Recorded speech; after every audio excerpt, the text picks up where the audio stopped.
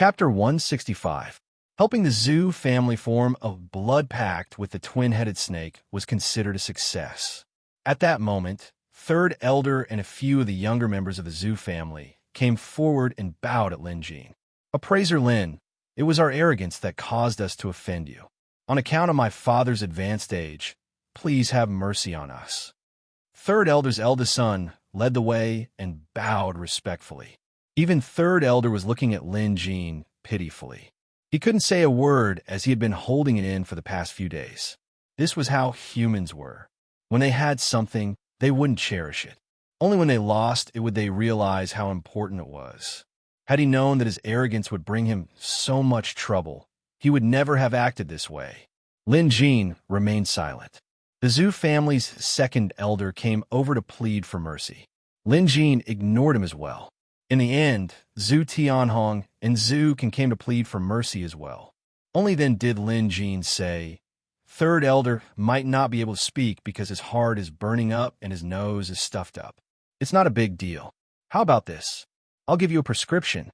Go get some medicine and he should be fine after a few days. The Zhu family could only choose to believe him. Hence, it didn't matter if the medicine worked or not. What mattered was that Lin Jin nodded. That was the key. The Zhu family weren't idiots. Lin Jin didn't even touch Third Elder back then. He merely said, if you can't speak, don't speak anymore. Then, Third Elder couldn't speak anymore. Hence, this could very well be some kind of secret skill. In short, the Zhu family was truly terrified this time. Lin Jin's skill was miraculous and untraceable. Some members of the Zhu family even thought it was some kind of curse. But no matter what it was, they came to a consensus. They must never offend Lin Jin ever again. They could only befriend Appraiser Lin, not offend him. After leaving behind a simple prescription, Lin Jin excused himself. The Zhu family immediately filled up the medicine according to the prescription. Once it was ready, they fed Third Elder a bowl. Needless to say, this bowl was really effective. The Third Elder was actually able to make some vague sounds. It seemed that after a few more bowls, he would be able to speak. Third Elder's family was overjoyed. Tears even streamed down Third Elder's face once again. Last time he was frightened. This time he was happy. He was happy after surviving a disaster. By now, Lin Jin was on his way to Mount Zoraku. He was undoubtedly the culprit behind Third Elder's illness. What he used was the coiled wire needle. The coiled wire needle was unpredictable and capable of killing without leaving a trace. It was currently Lin Jin's strongest offensive skill.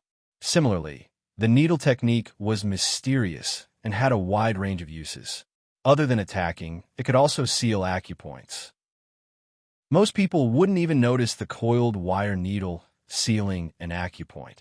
Previously, Lin Jin used the coiled wire needle to seal off Third Elder's throat so that he couldn't speak.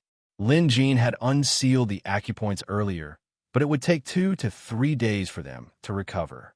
The prescription he prescribed was a simple medicine to soothe the throat and soothe the internal heat.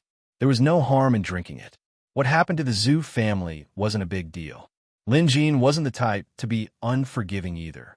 A simple apology was enough. Not to mention, Zhu Can and Zhu Tianhong had a safe face as well. Mount Zoraku, the fox cubs' cultivation had improved significantly. Some of them could already learn some low-level spells. Little Five was taught Transfiguration by Lin Jin. Transfiguration was explained in detail in Part 1 of the Demonic Invocation. It was one of the more basic spells.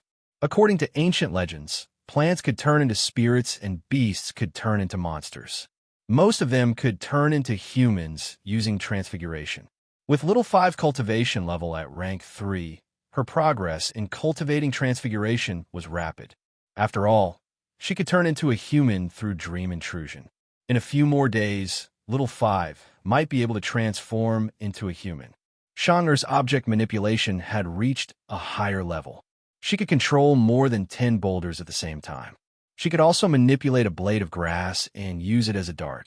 She could even penetrate 3 inches into a boulder from a distance of 10 feet. A higher level of object manipulation should be found in Part 2 of the Demonic Invocation. Lin Jin didn't have it now, but it wouldn't be long.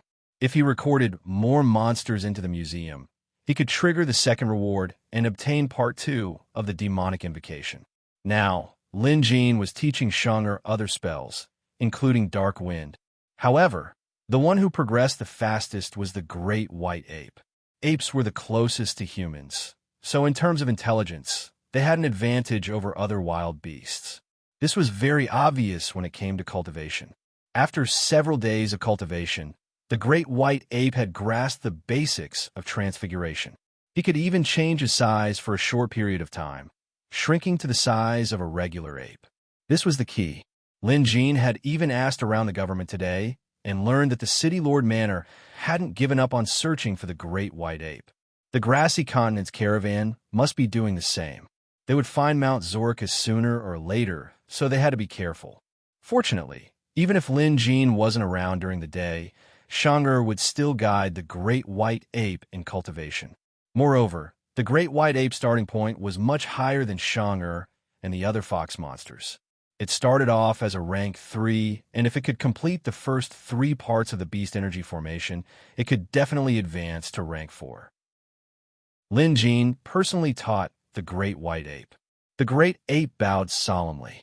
After several days of learning human etiquette, he was now very familiar with it. Ignoring his wild body and beastly appearance, the Great White Ape's behavior was no different from humans. Lin Jin's teachings were based on the detailed explanations of spells found in the Museum of Deadly Beasts. It was equivalent to having been refined by countless experts, so it was naturally easier to understand. As if he was under the guidance of a master, the Great White Ape improved even more. After he was done, Lin Jin had the Great White Ape perform transfiguration. The latter was already very familiar with the process. Boom! A puff of white smoke was emitted and the Great White Ape's body shrank. A gust of wind blew past, and the demonic aura dissipated. The Great White Ape had reverted back to a normal-sized ape. Let's see how long you can last this time. Lin Jin used a branch in his hand to rhythmically knock on the tree trunk beside him. The hollow sound echoed. The last time Lin Jin tried, the Great White Ape could last 76 times. Now that his cultivation had improved, he should be able to improve even more. However, an eagle's cry suddenly came from the sky. Lin Jin's heart skipped a beat when he heard this. He immediately had Shang'er hide in the cave with the little fox. The next instant, 2 large eagles flew down from above. One of them was covered in yellow feathers and was shrouded in a sandstorm. It was even larger in size. Standing on the back of this large yellow eagle was a tall figure. It was obvious that he was a native of the Grassy Continent. The other eagle was a regular eagle, but when it spread its wings, it had a wingspan of 20 feet. On its back was a lieutenant of Maple City's city guard. Lin Jin had met them a few times. Their arrival was so sudden that Lin Jin didn't even have time to dodge. Of course, the Great White Ape didn't have time to hide either. Just like that, he was exposed to the 2 eagles. Lin Jin reacted quickly. He got up and put his hands behind his back. He secretly gestured to Shang'er in the cave, telling her not to let the little fox out, including herself. As for the Great White Ape, now that he had been exposed, he couldn't act recklessly. Fortunately, the Great White Ape was currently using transfiguration. Lin Jin stopped knocking on the tree trunk. Instead, he grabbed a branch and gently tapped it against the hem of his clothes, silently counting down. He could only hope that the Great White Ape could last a little longer. Otherwise, he would definitely be exposed. When that happened, Lin Jin didn't know what to do either. He was panicking. However, it was hard to tell from his appearance. He took the initiative to go up to them. Halfway there, he recalled the lieutenant's name. "Lieutenant Gua, what are you doing?" Lin Jin looked calm. Not only was he calm, but he also looked displeased. It was as if someone had interrupted his fun. The lieutenant on the gray-feathered eagle took a closer look and recognized Lin Jin. He leaped down from the eagle and saluted Lin Jin. "What's a praiser, Lin?" The current Lin Jin was completely different from before. Just his identity as a rank 2 beast appraiser was enough to garner respect. Not to mention, Lin Jin was currently at the top of his game in the Beast Appraisal Association. He also had a good relationship with the city Lord Manor's stewards. Hence, Even the captain of the city guards was courteous to Lin Jin. Just then, the grassy continent native on the other yellow eagle leaped down. Chapter 166. Lin Jin gave him a sidelong glance. He mused, grassy continent natives sure are tall. With that physique, even his arms are thicker than my thighs. In a modern world, he'd be a muscle man. The grassy continent natives weren't particular about etiquette. With a suspicious gaze, he glared at Lin Jin. What are you doing here in the middle of the night? Pretty rude. Lin Jin frowned, and his expression darkened. Ignoring the man, he turned to Lieutenant Gua and asked, "What's this boorish man doing here?" One was rude, and the other was even less so. The grassy continent native knew that boorish man wasn't a good word and was about to lash out when Lieutenant Gua quickly said, "Appraiser Lin, this is the expert hunter hired by the grassy continent's caravan, Rubba." Lin Jin was stunned. "What's his name? Rubba." Holy sh**t. Lin Jin almost laughed out loud. This boorish man had such a creative name. His parents were amazing too. "Rubba, go ahead. Why don't you call yourself Lucy instead?" Although he didn't laugh out loud, he couldn't hide the smile on his face. Rubba frowned and asked, "What are you laughing at?" "Nothing." Lin Jin coughed lightly. He couldn't afford to waste any more time. He had to send these two away as soon as possible, or else the great white ape might not be able to hold on. "Commandant Gua, this person is very suspicious. In the middle of the night, in this remote mountain forest, it's obvious that he has bad intentions. Maybe he knows the whereabouts of the white-furred ape." It had to be said that this Luoba's sixth sense was quite strong. He guessed it right away. Lieutenant Gua was curious as to what Lin Jin was doing here. Lin Jin said with a straight face, "As an official rank 2 beast appraiser, it's normal for me to come out into the wild to study beast taming and appraising techniques." Lieutenant Gua mused. Makes sense. Beast appraisers would indeed go out into the wild to familiarize themselves with various beasts. When he explained this to the grassy continent native, Rubba was at a loss for words. "Then, why doesn't he come during the day?" "It's none of your business when I come," Lin Jin said bluntly. His words were blunt, but his logic was clear. What did it matter to him whether he came during the day or night? At that moment, Rubba saw the white ape nearby and was stunned. The white-furred giant ape used a transformation technique. At this time, its body size was no different from that of a normal ape, but the white fur on its body did not change. Ruba's eyes were filled with suspicion, and he was about to step forward to check. "Stop!" Lin Jin reached out his hand to stop him. "That's an ape I just tamed. Its wild nature hasn't been eradicated yet. Be careful not to hurt you." Rubba understood and laughed maniacally. "I can crush a small ape with one hand. But why does this ape have white fur?" Clearly, Rubba was a little puzzled, but that was all. He was not so imaginative as to think that this was the giant ape that had escaped. His physique was different. He was curious and wanted to find out what was going on. Back in the grassy continent, in the wildlands, no one had ever heard of the demonic arts. Even if they had heard of it, they would not have thought about it. At Ruba's words, Lin Jin smirked. "Why does it have white fur?" "You'll have to ask this ape's parents." Lieutenant Gua could tell that Lin Jin was hostile toward the grassy continent natives. Perhaps it was discrimination, so he quickly came over to smooth things over. He simply asked Lin Jin if he had seen a giant white ape. Lin Jin pointed at the ape on purpose. "Isn't this it?" Rubba was enraged again. Lieutenant Gua, he wanted to leave. If he stayed any longer, these two would surely start fighting. "Appraiser Lin, if you find any traces of a giant ape, you mustn't force yourself. You must inform the city Lord Manor first," Lieutenant Gua reminded before he left. Lin Jin nodded. He was extremely anxious, hoping that the other party would leave as soon as possible. Silently counting, he had exceeded 112, far exceeding the limit of the white ape's transformation technique. The white ape must be having a hard time now, and there was a chance that he could transform back at any moment. If he was exposed, things would get messy. Fortunately, the two eagles took to the air. Unable to hold back any longer, the white ape broke the spell and reverted to his original size. Lin Jin wiped off the cold sweat on his forehead. Fortunately, it was a close shave. After getting away with it, this area should be safe for the time being. Of course, he couldn't rule out the possibility of the other party returning to investigate. Lin Jean walked over and patted the giant ape's head, saying, "See that? I'm taking a huge risk to help you. You should focus on learning spells, and when you can maintain your transformation skills for a long period of time, you'll be able to truly escape from danger." The giant ape was smart and nodded. Shang'er and the others came out of the cave too. As Lin Jean looked at the monsters, he had one thought on his mind.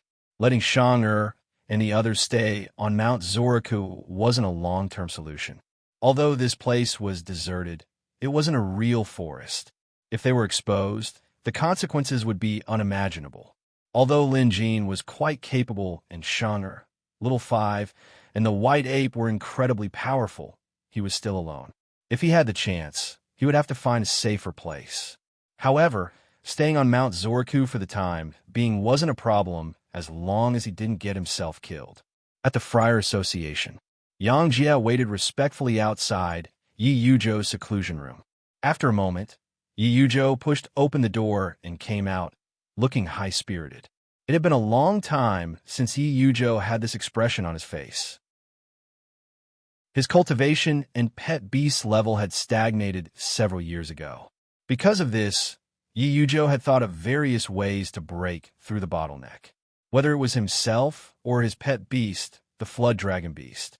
If he could break through any one of them, his strength would increase by leaps and bounds. However, his repeated failures had left Yi Yuzhou disheartened.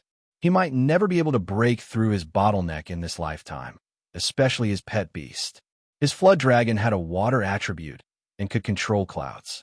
However, its potential wasn't great. In the words of an experienced beast appraiser, the fact that it could evolve into rank 4 meant that it had reached its limit.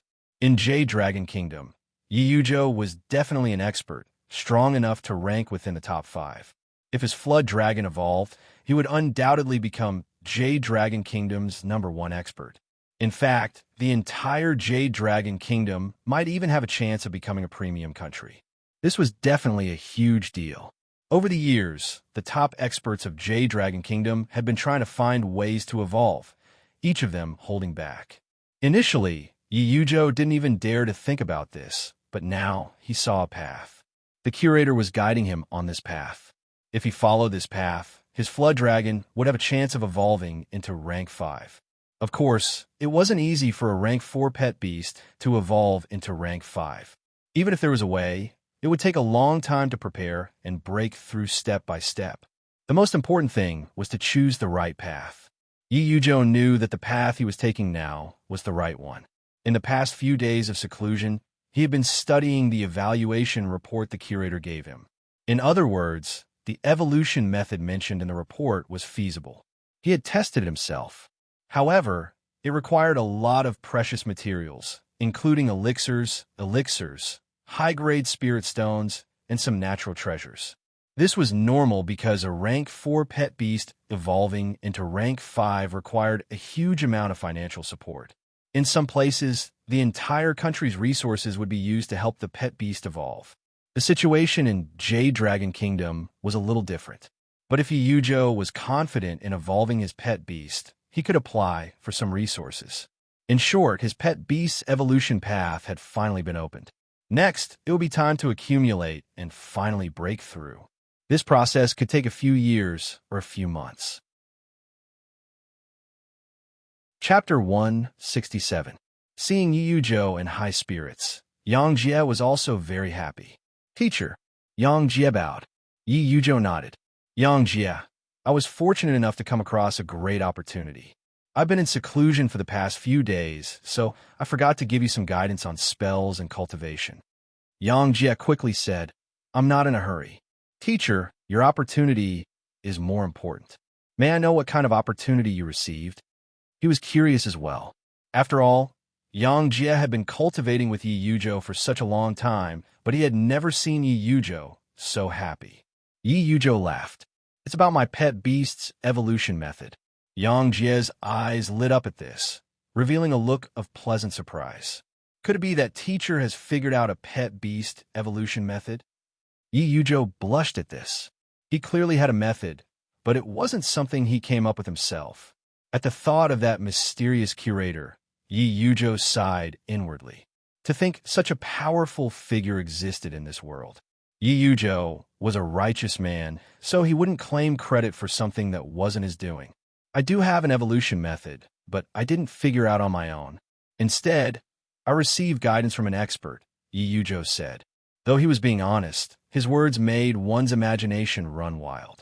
To Yang Jie, Yi Yujo was already a top-notch expert in Jade Dragon Kingdom. There were only a handful of people in the entire kingdom who could surpass Yi Yujo. Who could it be that Yi Yujo referred to as an expert? Teacher, that expert. Yang Jie wanted to probe further, but Yi Yujo waved his hand. I can't tell you the details for now. Right, give me the white peacock's feather. Next time, I'll help you request an evolution method for your pet beast. Your pet beast is rank 3, so it's relatively easy to evolve from rank 3 to rank 4. Who knows, it might even succeed before the Disciples Tournament this time. Yang Jie was overjoyed at this. He quickly plucked a feather from his pet beast and handed it to Yi Yujo. His pet beast had been stuck at rank 3 for a long time now. Normally, it would be extremely difficult for the white peacock to evolve.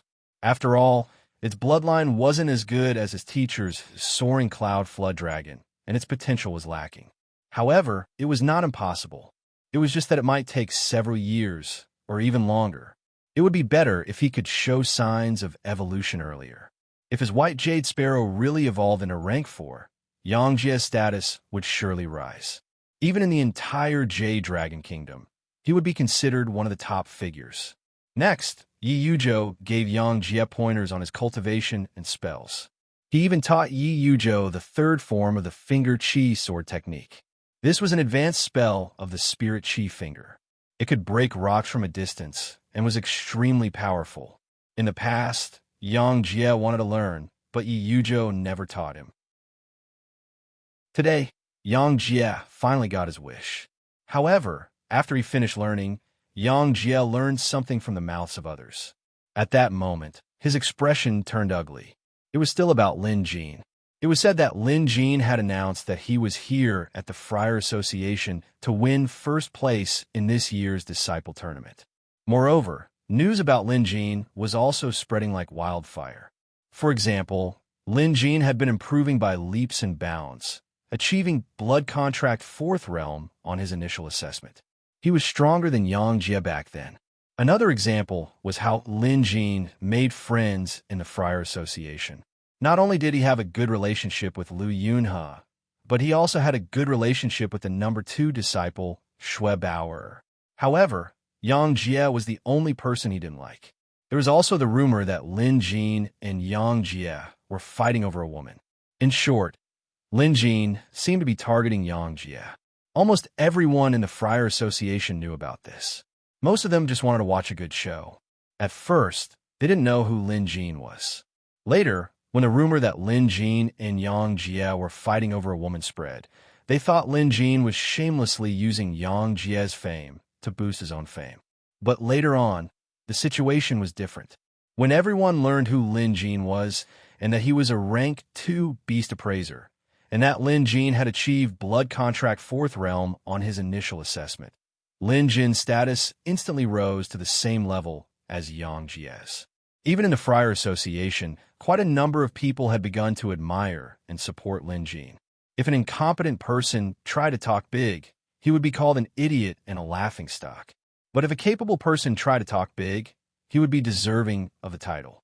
The key was still strength. Lin Jin had proven himself on this point. So this time, everyone believed the rumor. Even Yang Jie believed it. Come to think of it, Lin Jin's sudden entry into the Friar Association might really be to win first place in the Disciples Tournament. However, this first place had always been Yang Jie's exclusive possession. Yang Jie treated it as his personal possession. Who could be happy when someone wanted to snatch away your personal possession? Even if it was for the sake of his reputation, Yang Jie couldn't just hand over this first place to someone else. The Disciples Tournament will be held in a few days. Since he wants to win first place, let's see who's stronger in the Colosseum, Yang Jie mumbled to himself. While he seemed nonchalant, He was actually infuriated. The Friar Association's Disciples Tournament was infinitely closer to a real battle. This was also a tradition of the Friar Association.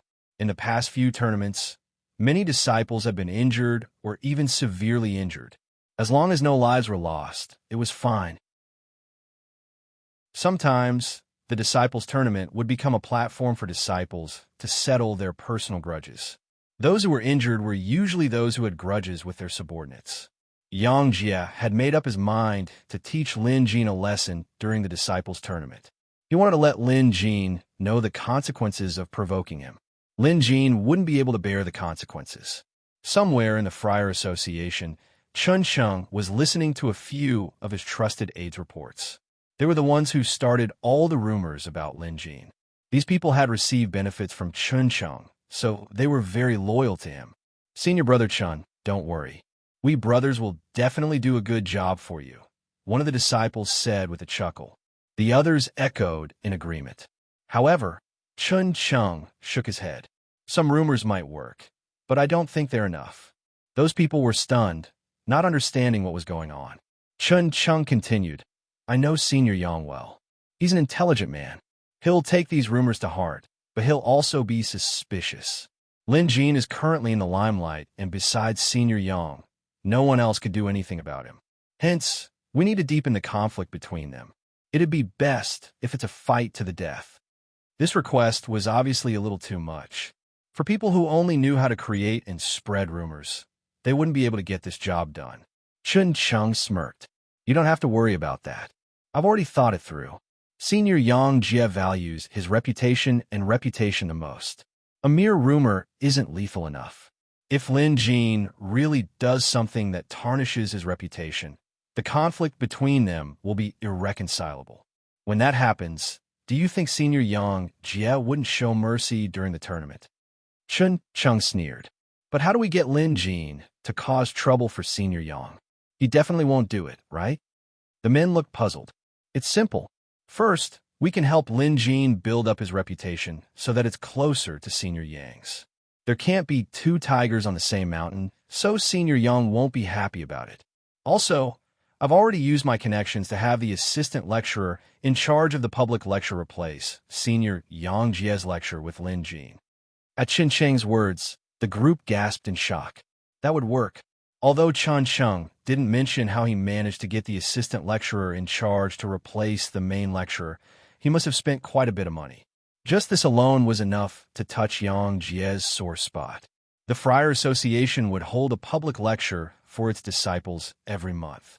They would pick a disciple with profound cultivation and extensive knowledge to give a lecture to all the other disciples. This was an absolute honor.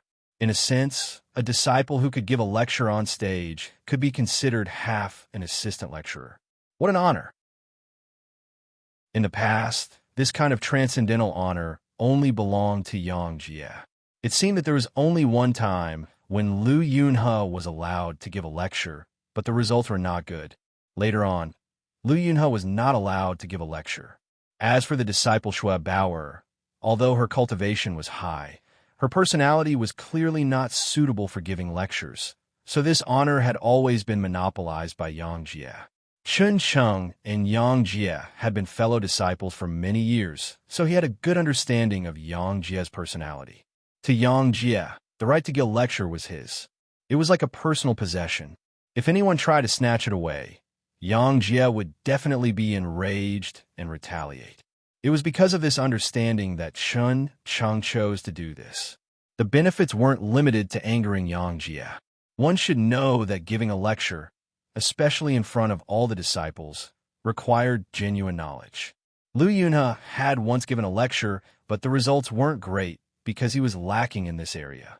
After all, learning well on one's own and teaching others were two different things. In Chun Cheng's opinion, Lin Jin's knowledge was still shallow. If he were to give a lecture on stage, he would surely make a lot of mistakes. If he panicked, Lin Jin might even embarrass himself. When that happened, Chun Chung would arrange for someone to pick on Lin Jin on purpose. All in all, he wanted to embarrass Lin Jin in front of everyone. With this, he could mess with Lin Jin and provoke Yang Jie at the same time, killing two birds with one stone. It was a perfect plan. At the thought of this, Chun couldn't help but sigh. If he had been born in the chaotic times of ancient times, he would surely be a military advisor. Tomorrow will be the day of the lecture. When the time comes, all you have to do is cooperate. Chun instructed in a low voice. His confidants looked at him in admiration. Inwardly, they were cursing. This Chun guy is really despicable. How could he come up with such a despicable plan to give birth to a son without an asshole?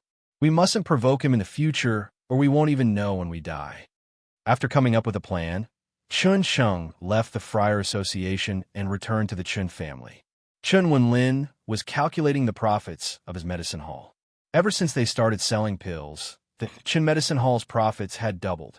Admittedly, these pills were extremely profitable. It's no wonder the Sure family could become Maple City's #1 family back then. But this status and respect will belong to our Chun family from now on. Chun Wenlin's eyes were filled with glee. When he saw Chun Sheng enter, he laughed heartily. "Chinger, you're back." "Uncle." Chun Sheng bowed. Then, he told his uncle about his plan to deal with Lin Jin. Chun Wenlin nodded profusely. "Not bad. Chunger's intelligence is just like mine. Right? Don't you think that assistant lecturer's asking for a lot of benefits?" Chun Wenlin was referring to the assistant lecturer in charge of the Friar Association's lectures. Chun Chung replied, "I was afraid that he wouldn't do it. But since he's willing to help, these 800 silvers are worth it." Chun Wenlin thought about it and agreed. Our Chun Medicine Hall is raking in money every day. A mere 800 silvers is nothing. As long as we can take that Lin Jin down a peg, it'll be worth it. Chun Chung laughed. Not only will he be humiliated, but I'll also injure him so severely that he'll be bettered and unable to recover from this setback. Chapter 168. Early in the morning, Lin Jin was summoned back to the Friar Association. The messenger disciple seemed to be in a hurry. When Lin Jin asked what the matter was, the disciple didn't give a clear answer, only saying that Associate Instructor Wang had sent him. Associate Instructor Wang? Lin Jin pondered for a moment. He didn't seem to know this person.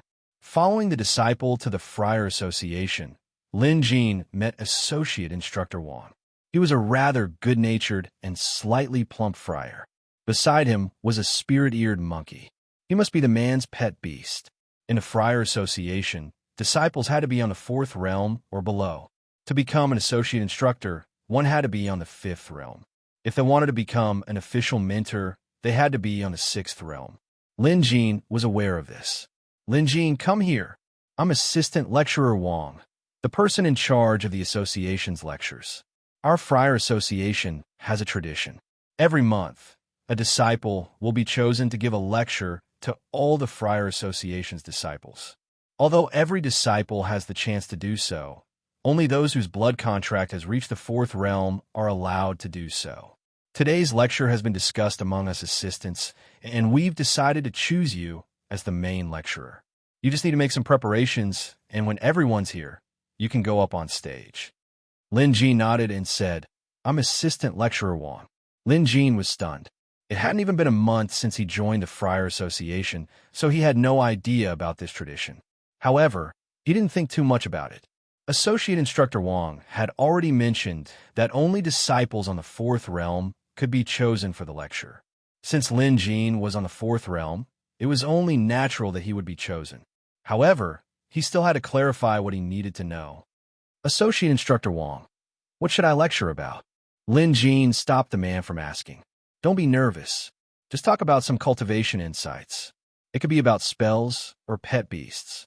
Of course, the main focus will be on spells. The main thing is to share your understanding of spells with everyone," Associate Instructor Wang said casually before smiling. Assistant Professor Wang said lightly and then smiled. "I still have things to do over there. You stay here and prepare. It's about to start. I'll call you up." Having said that, he left. After giving it some thought, Lin Jin decided to talk about it. However, his knowledge on spells was limited. While he could talk about pet beasts, this was the Friar Association, not the Beast Appraisal Association. It wouldn't be appropriate for him to talk about beast appraising here. Currently, Lin Jin was most familiar with two spells. One was fire spirit possession, and the other was spell negation. In comparison, Lin Jin was more familiar with fire spirit possession, so he could talk about it. While Lin Jin was making preparations backstage, more and more disciples arrived at the Friar Association's lecture hall. Many disciples of the Friar Association attached great importance to such lectures, especially since Yang Jie was always the one giving the lectures. Hence, many female disciples came early to secure seats. Sometimes some teaching assistants and mentors would even listen from below. As time passed, the lecture hall was filled with people. There weren't enough seats. There were also people standing in the corridor and some open spaces. In a corner, Chun Chun had a smug look on his face. He was waiting for the show to begin. Somewhere backstage, Yang Jie was stopped. This made Yang Jie frown. Teaching assistant Wang happened to see it and walked over. Teaching assistant Wang, what's going on? Yang Jie asked in annoyance. He was obviously referring to the matter of him being stopped. Teaching assistant Wang smiled. Yang Jie, we've discussed this month's lecture, and we've decided to switch out the main lecturer. Yang Jie was even more displeased. Just as Chun Chun predicted, Yang Jie had long made this lecture his own. For the past 10 months or so, he had been the main lecturer. It would be strange if Yang Jie was happy about this sudden change. However, a disciple's lecture wasn't fixed to just one person. Yang Jie knew this very well. Hence, he suppressed his anger and asked, "Is it Lu Yunhe?" To him, the only person in the entire Friar Association who had the right to compete with him was Lu Yunhe. Of course, in Yang Jie's eyes, Lu Yunhe couldn't even be mentioned in the same breath as him. Teaching assistant Wang shook his head. It's not Lu Yunhe. It's a new disciple, Lin Jin, whose blood contract was on the fourth realm. Yang Jie's expression froze. Lin Jin? Why was it him? At that moment, all the rumors he had heard about Lin Jin flooded his mind.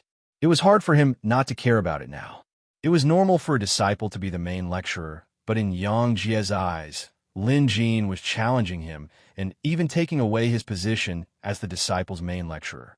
His anger surged, and he couldn't suppress it no matter how hard he tried. Without another word, Yang Jie walked out with a dark expression. Instead of going back, he went to the lecture hall and found a seat to sit down. He wanted to hear what Lin Jin had to say. If he didn't do well, he shouldn't be blamed for making things difficult for him. When the surrounding disciples saw that Yang Jie was actually sitting below, they were all stunned. Why is Senior Yang sitting down there? I don't know. He's the main lecturer, so he should be on stage. Senior Yang doesn't look too good. Did something happen? Many disciples discussed among themselves. Yang Jie said nothing. His expression was terrifyingly dark. Chun Chun, who was standing nearby, was even more pleased with himself when he saw Yang Jie's expression. There's no need to talk about Lin Jin, but didn't Senior Yang fall into my trap as well? So what if his cultivation level is high? He's still being toyed around by me. Just then, a few sharp-witted people thought of a possibility. The lecture is about to start, but Senior Yang is still sitting down there. This means that Senior Yang isn't the main lecturer this time. I know, it's Senior Lu. Senior Lu? Forget it. Didn't Senior Lu give a lecture last time? The effect was mediocre. Senior Yang is still the most knowledgeable in this field. Even if it's a tricky question, he can answer it with ease. The main lecturer this time isn't Senior Lu either, a disciple said, pointing at Lu Yunhe, who had just entered the lecture hall. Everyone turned to look and were dumbfounded. Lu Yunhe was also sitting in the lecture hall. This meant that he wasn't the main lecturer either. At this, many disciples came to a realization. Could it be Shui Bao? Among the disciples of Maple City's Friar Association, there were only a handful who had reached the fourth realm. If it wasn't Yang Jie or Lu Yunhe, then it was most likely Shui Bao. No one doubted Shui Bao's cultivation level. According to the results of the previous disciple tournament, Shui Bao was second only to Yang Jie and ranked second among the disciples. She was even stronger than Lu Yunhe. Logically speaking, since she had never given a lecture before, it was reasonable for her to do so. But it just didn't make sense. Who didn't know Shui Bao's personality? It was unimaginable to have her give a lecture on stage with a straight face. More and more disciples joined the discussion. Of course, some guessed it was a newly promoted Fourth Realm expert, Lin Jin. But relatively speaking, Lin Jin had just joined the Friar Association and was still inexperienced. He couldn't possibly be the main lecturer so soon. Schwebauer was here too. She sat down and prepared to listen. With that, Schwebauer could be ruled out as well. Now that almost everyone had arrived, the main lecturer, Lin Jin, stepped forward from the podium. At the sight of Lin Jin, Yang Jie's expression darkened while Chun Chung smirked mischievously. Schwebauer's eyes lit up. It's Senior Lin. The disciples were curious as well. Those who had seen Lin Jin before were fine, but those who had never seen him before were confused, not knowing who the person on the podium was. Lin Jin managed to keep his composure. He walked up to the podium and bowed before saying, "Today, I will be giving a lecture to everyone." A disciple below the podium asked, "Could it be Senior Lin?" Lin Jin nodded. "That's me." Now, everyone knew who it was. There was a flurry of discussion. Some were skeptical, thinking that even if Lin Jin was a genius, he might not be qualified to give a lecture on stage. So we're also discussing what Lin Jin would talk about. If his lecture wasn't up to par, wouldn't it be a waste of everyone's time? Some realized that Lin Jin was a rank 2 beast appraiser, so they guessed that his lecture today must be related to pet beasts. After all, this was Lin Jin's area of expertise. Just then, a disciple shouted, "Senior Lin, we know that you're a rank 2 beast appraiser of the Beast Appraisal Association, but this is the Friar Association.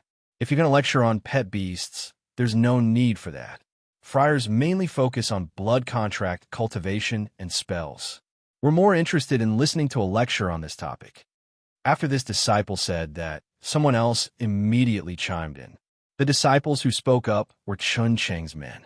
He had painstakingly planned this for 2 reasons. One was to provoke Yang Jie into bearing a grudge against Lin Jin, and the other was to embarrass Lin Jin in front of everyone.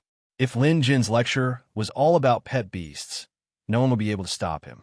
Hence, Chun Chung arranged for his men to do so.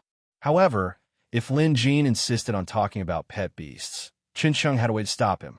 Questions were allowed during the lecture. If Chun Chung specifically asked for tricky questions about spells, Lin Jin would never be able to answer them. If that happened, it would be hard for him not to embarrass himself. Lin Jin had no intention of talking about pet beasts. He had wanted to talk about the fire spirit possession spell earlier, but after some thought, he gave up on that idea. After all, some of the disciples in the audience must have never cultivated this spell before. Lin Jin figured that since he was going to lecture everyone, he should talk about something basic but insightful. Most importantly, it had to be useful. Currently, the most useful method was to improve one's blood contract realm and spirit energy volume. Lin Jin had learned quite a lot from the Museum of Deadly Beasts.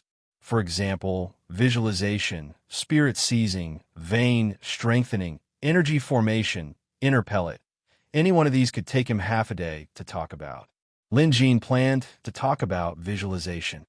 Recently, Lin Jin had been using it for his own cultivation, and it felt great.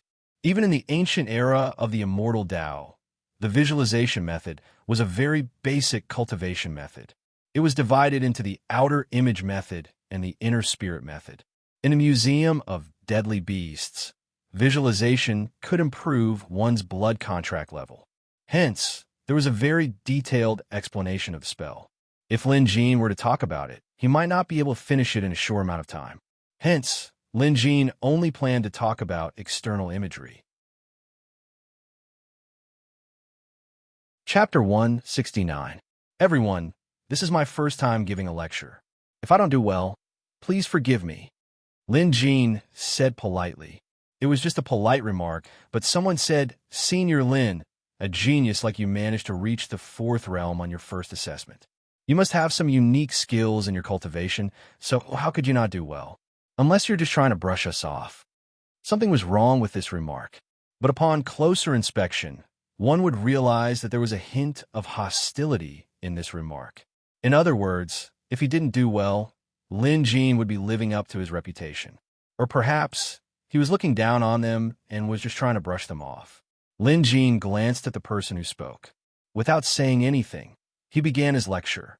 The person who spoke earlier stole a glance at Chun Sheng, and the latter gave him a look of affirmation. It was obvious that Chun Sheng had arranged this person as well. These people Chun Sheng had hired were here to create a ruckus. However, if Lin Jin wanted to nitpick when the lecture started, these people wouldn't be able to do it. When that happened, Chun Sheng would have to step in personally. After all, he was on the third realm and ranked fourth among all the disciples. When it came to spell casting, he had quite a bit of insight. Once he found a loophole, he would go after it relentlessly. "Oh, Lin Jin, let's see what you're going to talk about." Chun Sheng sneered inwardly. On stage, Lin Jin said, "What I'm going to talk about today is visualization." The disciples below the stage were stunned. Visualization? Never learned it before. Of course, some knowledgeable disciples knew that the visualization method was a cultivation method used by cultivators during the ancient era of immortals. At that time, it was very common. But now, not only were there very few people who learned it, but there weren't many proper cultivation methods left. Not pet beast knowledge? This Lin Jin is digging his own grave. Chun Sheng was overjoyed. He couldn't help but ask, "Lin Jin, are you kidding me? I've read about the visualization technique, and I've even tried to cultivate it. To be honest, it's useless. Moreover, there's a copy of this technique in the spirit library. Anyone can borrow it. You're giving a public lecture on the visualization technique. Isn't that a little too perfunctory?" Chun Sheng obviously wouldn't let go of an opportunity to attack the other party.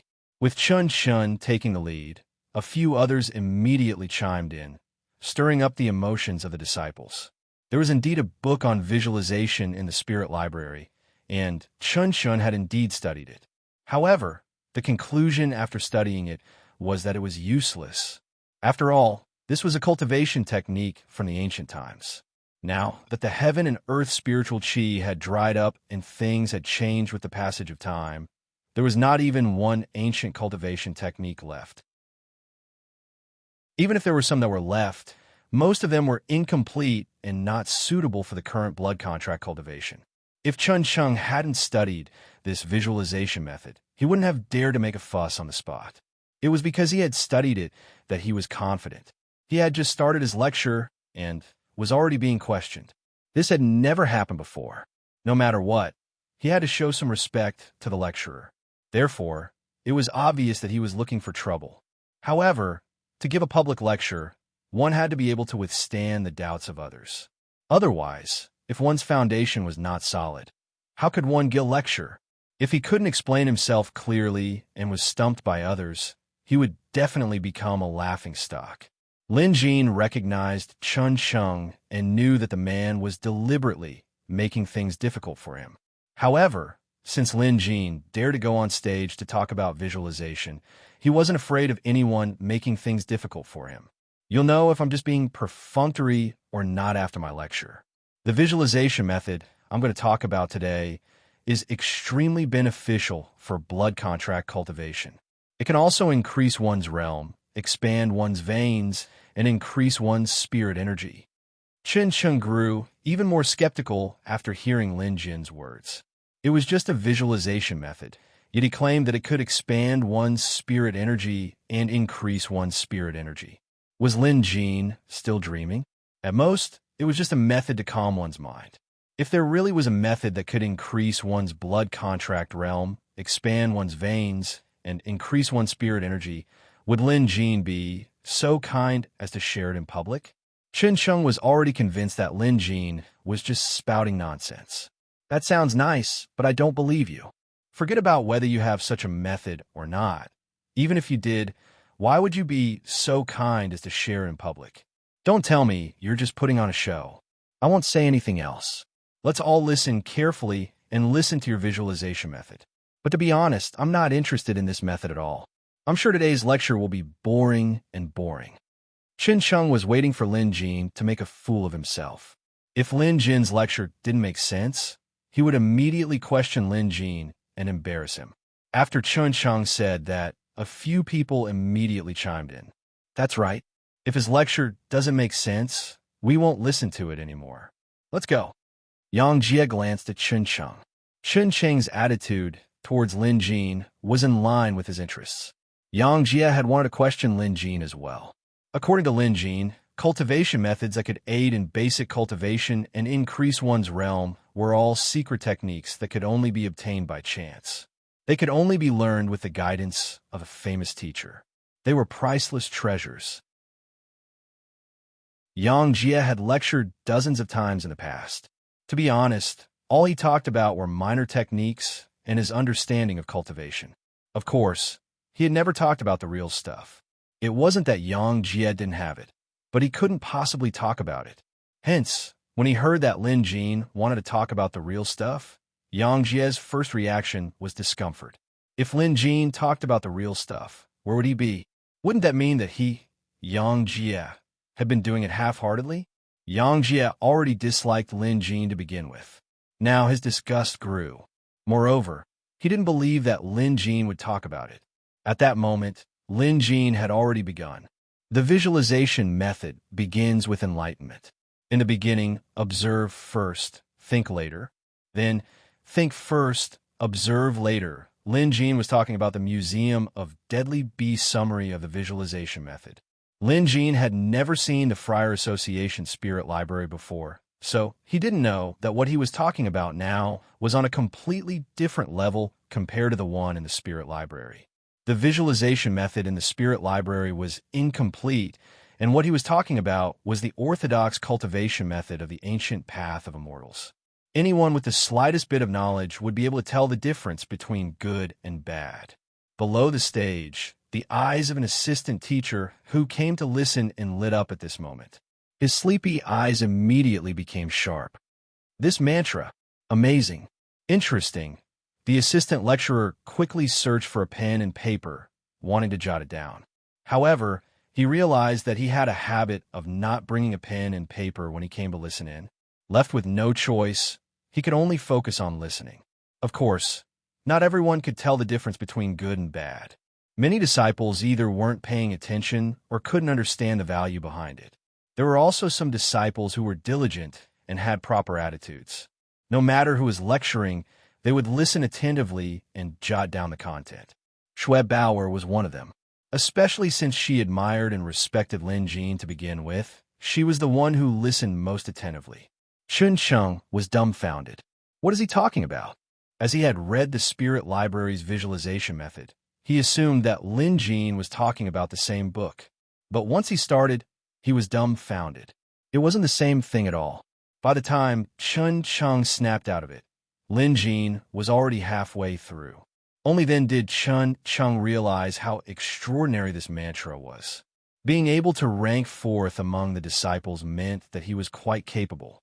After pondering it for a while, his heart skipped a beat. Without realizing it, he began to immerse himself in it, and even started visualizing according to the mantra. As for what he said earlier about how he wasn't interested in this visualization method, he tossed that thought to the back of his mind. Not to mention Qin Shun, even Yang Jie was dumbfounded. Lin Jin's mantra was truly authentic. With Yang Jie's superb memory, he memorized the mantra and tried to understand it. Soon, he knew that this mantra could help him improve his cultivation. Suddenly, Yang Jie's expression turned odd. The introductory mantra of the visualization method wasn't anything valuable. To Lin Jin, the true value of this visualization method was something he didn't talk about. In the visualization method, external imagery was the basic mantra. The true core was the inner mind. That was the crux. Of course, Lin Jin wouldn't reveal the crux in a public lecture like this. Even if it was external imagery, Lin Jin would only recite the first part of the mantra. He wouldn't talk about the remaining 5 parts. Lin Jin finished the introductory mantra with 32 mantras. Right after that, he started on the first part of external imagery. There were a total of 56 mantras. The sun, moon, stars, mountains, rivers, lakes, seas, plants, birds, and beasts can all be visualized. By now, the crowd was dead silent. Everyone was listening attentively while more people began to record the mantra. After all, not everyone could enter a meditative state and follow Lin Jin's mantra. Memorizing it and slowly studying it when they got back was the safest way to go. Lin Jin recited slowly, his voice loud and clear. However, the mantra wasn't long to begin with, so it didn't take long for him to finish reciting. The crowd was silent. No one made a sound. Lin Jin looked at the crowd again. They were either meditating with their eyes closed or with their heads lowered. Lin Jin smiled and turned to Qin Sheng. The latter had his eyes closed and was engrossed in his meditation. He was even mumbling something under his breath. If one listened closely, they could tell that he was reciting the mantra Lin Jin had just taught him. "Qin Sheng, how was my lecture?" Lin Jin asked, interrupting the man's cultivation. Qin Sheng's public provocation clearly didn't bear good intentions, so Lin Jin wasn't going to hold back. Qin Sheng was in the middle of a crucial point in his meditation when Lin Jin interrupted him, causing him to forget a few mantras. He couldn't help but feel annoyed, but when he came back to his senses, he realized that many people were looking at him. Qin Sheng's face reddened. He had just said that he wasn't interested in or looking forward to Lin Jin's lecture at all. Yet, he suddenly immersed himself in cultivation. This slap to the face was so embarrassing that even he felt embarrassed. Lin Jin had no intention of letting him off the hook. "Qin Sheng, speak. Don't you think what I've said is boring?" Lin Jin's expression darkened. When Qin Sheng and the others made things difficult for him earlier, he didn't act up because the time wasn't right. Now that he was going to recite the mantra, it was the perfect time to retaliate. Chapter 170. No matter how thick-skinned Qin Sheng was, he couldn't lie through his teeth. Lin Jin was telling the truth. If he were to say that Lin Jin was just brushing him off, he might incur the wrath of the crowd. Lin Jin suddenly said, "The incantation earlier is the cultivation formula for external imagery in the visualization technique. There are 56 sentences in total, and I will explain them one by one later. But before that, after a pause, Lin Jin pointed at Qin Sheng and the disciples who were leading the group. You guys have been stirring up trouble since the beginning. If you don't like it, you don't have to listen. Get out and don't disturb the others." He was actually chasing them away. Qin Sheng and the others were stunned. They had been the most aggressive earlier because they knew Lin Jin wouldn't be able to explain anything, so they were fearless. They had wanted to use this opportunity to humiliate Lin Jin and embarrass him in front of everyone, who knew that not only would Lin Jin be able to explain it, but he was also able to explain it to them. Truth be told, even Yi Yuzhou might not know the incantation earlier. After listening to it, Qin Sheng knew that the 56 sentences were indeed useful. How could he be willing to leave now? Wouldn't he be at a disadvantage if he left? Qin Sheng definitely wouldn't leave now. He didn't dare to reply, so he kept quiet, trying to act shamelessly. The other disciples who had been causing trouble earlier also acted the same, pretending to be ignorant. Lin Jin smirked. How straightforward. Since you guys aren't leaving, I won't talk about it anymore. I have the incantation anyway. You guys can go and study it yourselves. Lin Jin decided to walk away. At this, the others were indignant. Senior Lin, you mustn't. The incantation is hard to understand. The explanation is the key. Senior Lin, I beg of you, don't leave. Qin Sheng's provocation earlier had caused the other disciples to object. After all, it wasn't proper etiquette. Although it was a disciples' lecture, they still had to respect the host. In the past, when Yang Jie was lecturing, Qin Sheng had never raised any objections. Even an idiot could tell that Qin Sheng and the others were doing it on purpose. Of course, if Lin Jin couldn't explain anything, no one would stand up for him. But it was different now. There were 56 lines of the incantation, and those who could truly comprehend its meaning were few and far between. Most of them were only able to get a glimpse of its meaning. Now that they were in high spirits, if they didn't release the incantation now, it would be like scratching an itch through their clothes. Who could bear it? But now, no one dared to disrespect Lin Jin anymore. Forget the disciples. Even the assistant lecturers here dared not offend Lin Jin. They too wanted to hear the explanation of external imagery. So, just like the other disciples, they all turned to look at Qin Sheng and the others. This time, Chun Chun and the others finally understood what it meant to be like sitting on pins and needles. Being stared at by so many pairs of eyes made him feel uncomfortable all over. Chun Chung clenched his fists, cursing Lin Jin inwardly. At the same time, he thought, I'm not leaving. What can you do to me?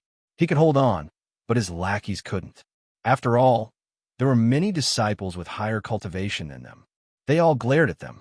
Who could stand it? Now, these people all felt like they were sitting on a brazier. They all looked at Chun Chun. Seeing how shameless Chun Chun was, one of them couldn't help but say, Senior Chun, please do us a favor. This was considered a polite way of putting it. A hot-tempered disciple who couldn't stand Chun Chen's behavior yelled, Hurry up and leave. I've been annoyed by you guys for a while now. No matter who's giving the incantation, they're just sharing their cultivation insights. Chun Chun, Senior Lin hasn't even started and you're already being picky. If you don't want to listen, hurry up and leave. Yeah, let's go. Hurry up and leave. Hurry up and leave. With someone taking the lead, the others began to shout at Chun Chun. This time, no matter how thick-skinned Chun Chun was, he couldn't stand it. Blushing, he got up and left. When the others saw this, they followed suit and ran away amidst the roars of laughter. Once outside, Chun Chun was on the verge of tears. When had he ever suffered such humiliation and grievance? To think that he was chased out by the crowd. Lin Jin, Chun Chun, will never forgive you. Chun Chun cursed. But soon after, he sneered, Lin Jin, you've sacrificed so much to share the secret technique, but you have no idea that you've offended Yang Jie. Unless you don't participate in the Disciples Tournament, once you do, Yang Jie will make sure you suffer. Inside the lecture hall, Yang Jie's expression was dark. This Lin Jin is really sharing the secret technique. He's doing this on purpose to embarrass me. It was normal for Yang Jie to think this way. In the past, he had lectured dozens of times, but he had never touched on actual cultivation techniques. He had only given detailed explanations of spells and cultivation experiences. In comparison, Lin Jin's lecture today was 10 times better than Yang Jie's. Yang Jie was a prideful person, so to Yang Jie, this was a blatant slap to his face. He couldn't take it anymore. Yang Jie got up and strode out. What infuriated him even more was that no one noticed him. Most of the disciples in the hall had their attention on Lin Jin. Yang Jie quickened his pace and walked out. Interpretation was to explain the mnemonic chant sentence by sentence. Some mnemonic chants could be understood by 10 people. Some were wrong, some were right, and there was more than one correct understanding. Just like the path up a mountain, some were tortuous and difficult to traverse while others were quick and easy. A good interpretation could greatly improve one's cultivation. For those with poor comprehension skills, they were more than willing to take advantage of this ready-made opportunity. Some of the disciples who had already comprehended the mantras were more than willing to listen and compare to see if there were any differences. This included some of the assistant lecturers. They were all on the 5th realm of their blood contracts. Be it in terms of experience or ability, they far surpassed the disciples. They had already understood the 56 mantras that Lin Jin was going to share and had their own interpretations. As for Lin Jin's interpretation, they weren't really looking forward to it.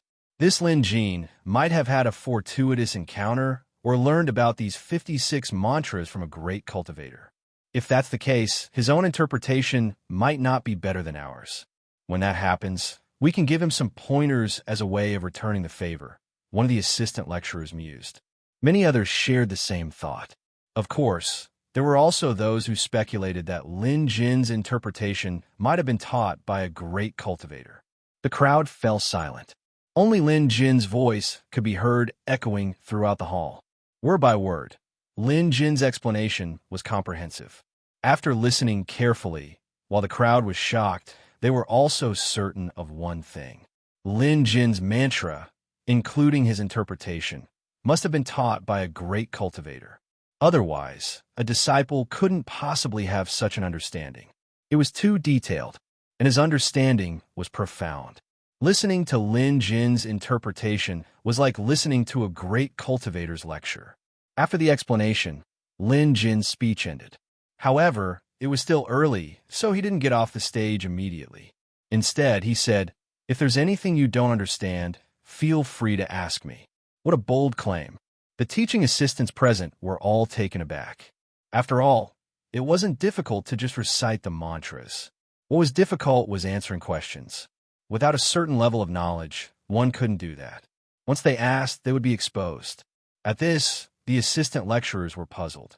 Lin Jin could memorize the mantra and interpretation, but answering questions on the spot wasn't something that could be done with just a good memory. To do so, one must have a deep understanding of spells, and one must be knowledgeable as well. Just as Lin Jin said that, everyone raised their hands. Among them, Schweb Bauer's hand was raised the highest. She was almost standing up as she waved incessantly, hoping to catch Lin Jin's attention. She was too obvious. It was hard not to notice. Lin Jin smiled. "Schweb Bauer, go ahead." Schweb Bauer's eyes curved into crescent moons. Perhaps Lin Jin was the first to get her to ask a question. She immediately got up and said, Senior Lin, you mentioned that the sun, moon, and stars can be visualized, and so can flowers, birds, fish, and insects. What's the difference between them? Is the sun and moon visualization stronger than the fish and insects? If that's the case, why is there a need to visualize flowers, birds, fish, and insects? Needless to say, Schweb Bauer's way of thinking was different from the average person. The things she cared about were also different from the others. However, Lin Jin had something to say about this. The Museum of Deadly Beasts had a detailed description of cultivation methods. Although there were no specific answers, Lin Jin only needed to draw inferences to answer Schweb Bauer's questions. Schweb Bauer, you mustn't rigidly adhere to what the incantation says. You must know that all things in the world can be visualized, and it doesn't matter if they are high or low, it only depends on whether they are suitable or not. In addition, the external imagery method only requires one object to be visualized. Don't bite off more than you can chew. Lin Jin answered. Schweb Bauer raised her hand again. Senior brother Lin, what do you think? How do we know if they're suitable or not? Just like me, if I want to visualize, what should I choose? Lin Jin smiled. He couldn't say much about others, but he had already divined Schweb Bauer.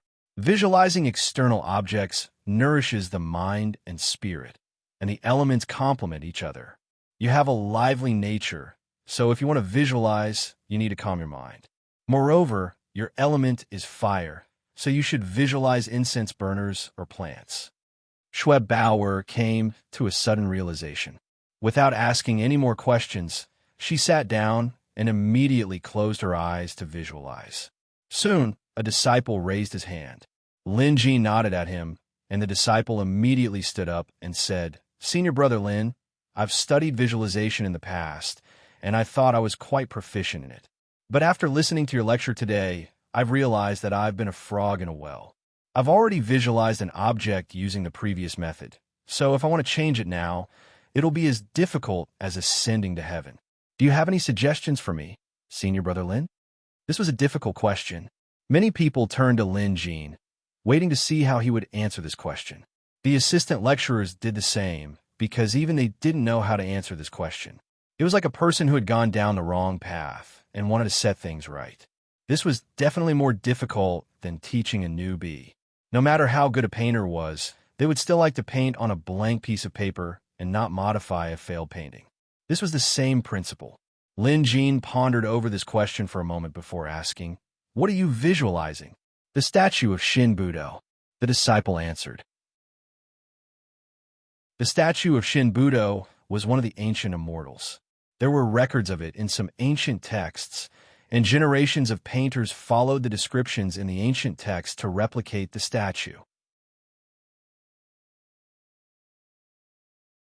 Chapter 171. Over the years, many people had been practicing the visualization method, and there were many who chose the Shin Budo divine idol for the visualization of the external image. After all, the incomplete visualization manual in the Spirit Library had introduced how to visualize the Shin Budo statue. If one was skilled in visualization, they would be able to focus their mind and purify their mind to stabilize their psyche, preventing them from being attacked by bewitching illusions. Originally, it was good to visualize the Shin Wu Dao idol, but the problem was that the Shin Wu Dao idol's realm was too high. There was a saying that went, "The heart is higher than the sky. Life is thinner than paper." How much strength you have, how much land you plow. You were only average to begin with, but you chose to visualize the Shin Budo statue. This was overestimating yourself. Hence, there were only a handful of people who could successfully visualize it. Most of them could only see the surface of the statue's shadow or expend too much of their psyche. The loss outweighed the gain. If it were Lin Jin, he wouldn't try to visualize the Shin Budo statue either. How far have you progressed? Lin Jin asked. Virtual God Realm. The disciple looked embarrassed. The visualization realm was divided into 4 major realms: meditation, mental tranquility, ethereal echo, and transcendence. Relatively speaking, the first 2 realms were the easiest to reach. The virtual God the disciple mentioned was mental tranquility. If he could reach this realm, it meant that his comprehension and talent were impressive, especially when it came to visualizing the Shin Budo statue. It wasn't easy to reach this realm, but without a doubt, since he was visualizing the Shin Budo statue, reaching mental tranquility was his limit. He couldn't go any further. This was the disciple's problem. This was a path that was destined to be impossible. Since he had reached mental tranquility, it was impossible to break through his previous visualization and start all over again. It was indeed troublesome. However, there was a similar solution in the Museum of Deadly Beasts. After a moment of thought, Lin Jin asked, "Do you know what the Shin Budo statue wields?" The knowledgeable disciple nodded. "I do. The Shin Budo statue has 4 immortal weapons. They are the martial sacred lotus, the purple firmament dust in his left hand, the true martial demon slayer in his right, and the 9-colored light behind his head." Suddenly, Lin Jin said, "Your attribute is wood, but you seem to be rootless. Don't visualize the statue of Shin Budo. Just visualize the sacred lotus will do. This will stabilize your foundation and calm your mind." The disciple thought about it carefully and seemed to have understood something. After thanking him, he sat down in satisfaction. Following that, more disciples raised questions, and Lin Jin tried his best to answer them.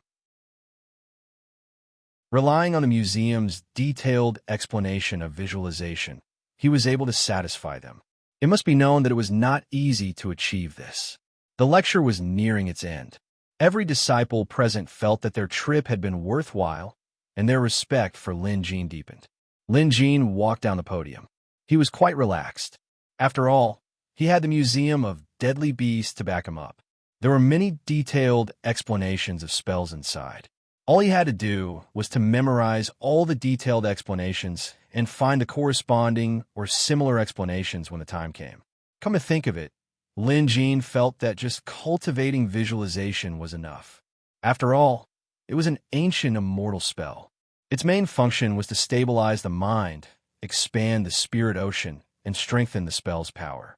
There shouldn't be anyone who could ascend to immortality through visualization alone. Lin Jin didn't plan to cultivate it too deeply either. After all, the Museum of Deadly Beasts had many other skills that were more powerful than visualization. "Lin Jin, please wait." Just then, a person came over. Judging by the 5 blood cloud patterns on his body, he must be an assistant lecturer of the Friar Association.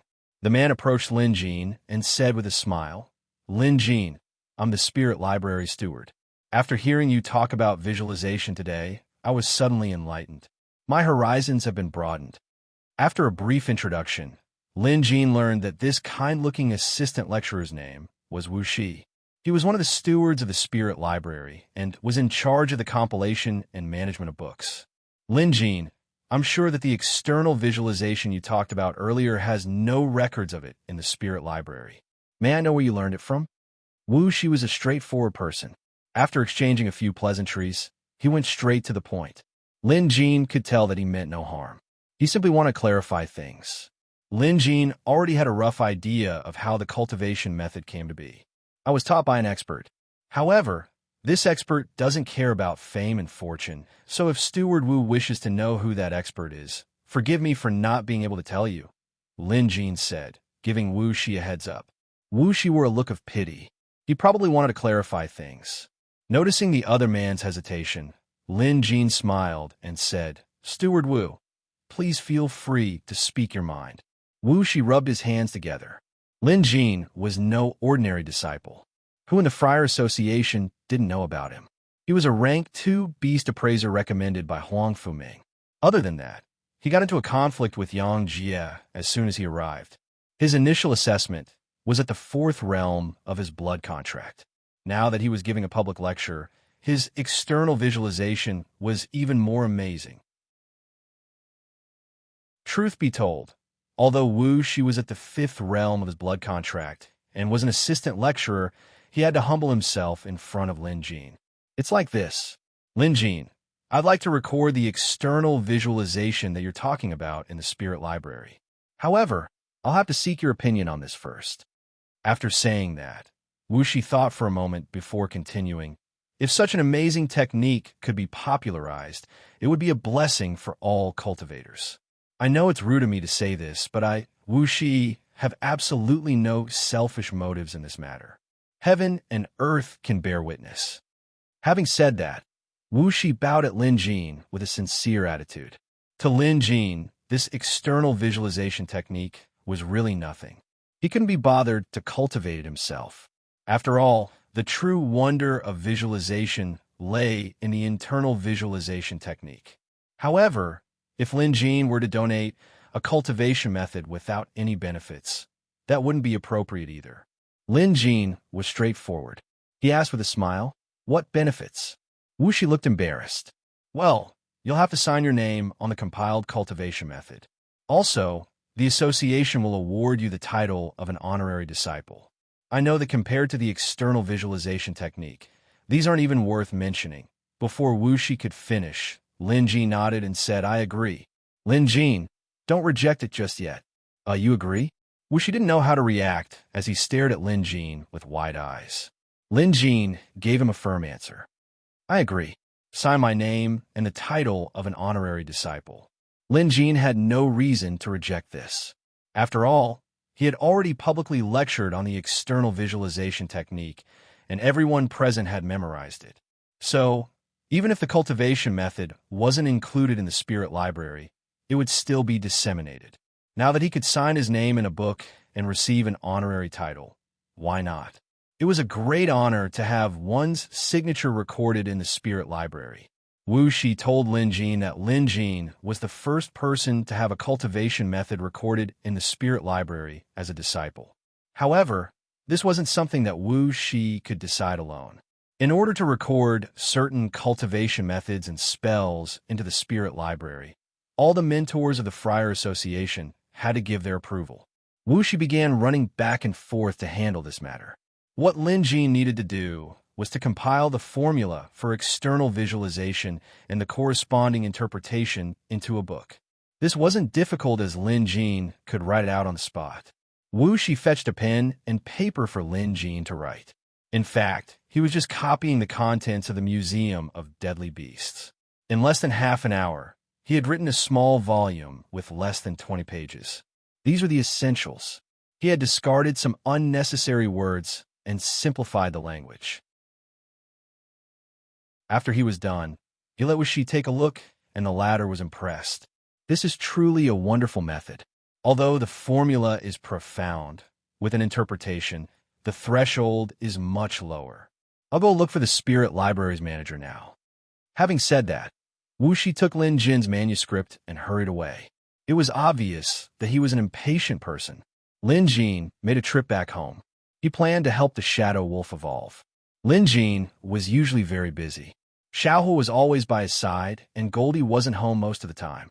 Hence, the house needed a pet beast to watch over the place. The deer hadn't fully recovered, and even if it did, it would probably return to Shi Wenjun's side. Hence, Lin Jin could only pin his hopes on the shadow wolf. Moreover, the shadow wolf had a calm temperament, so it was suitable for this task. Lin Jin had refined the 6 shadow beast soul pill at the Shi Manor yesterday. This was the key to the shadow wolf's perfect evolution.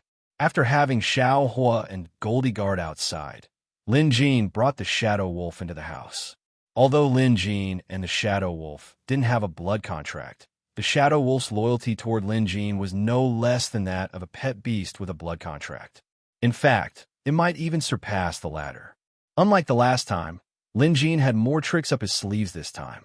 His pulse-seeking technique had reached an extremely high level.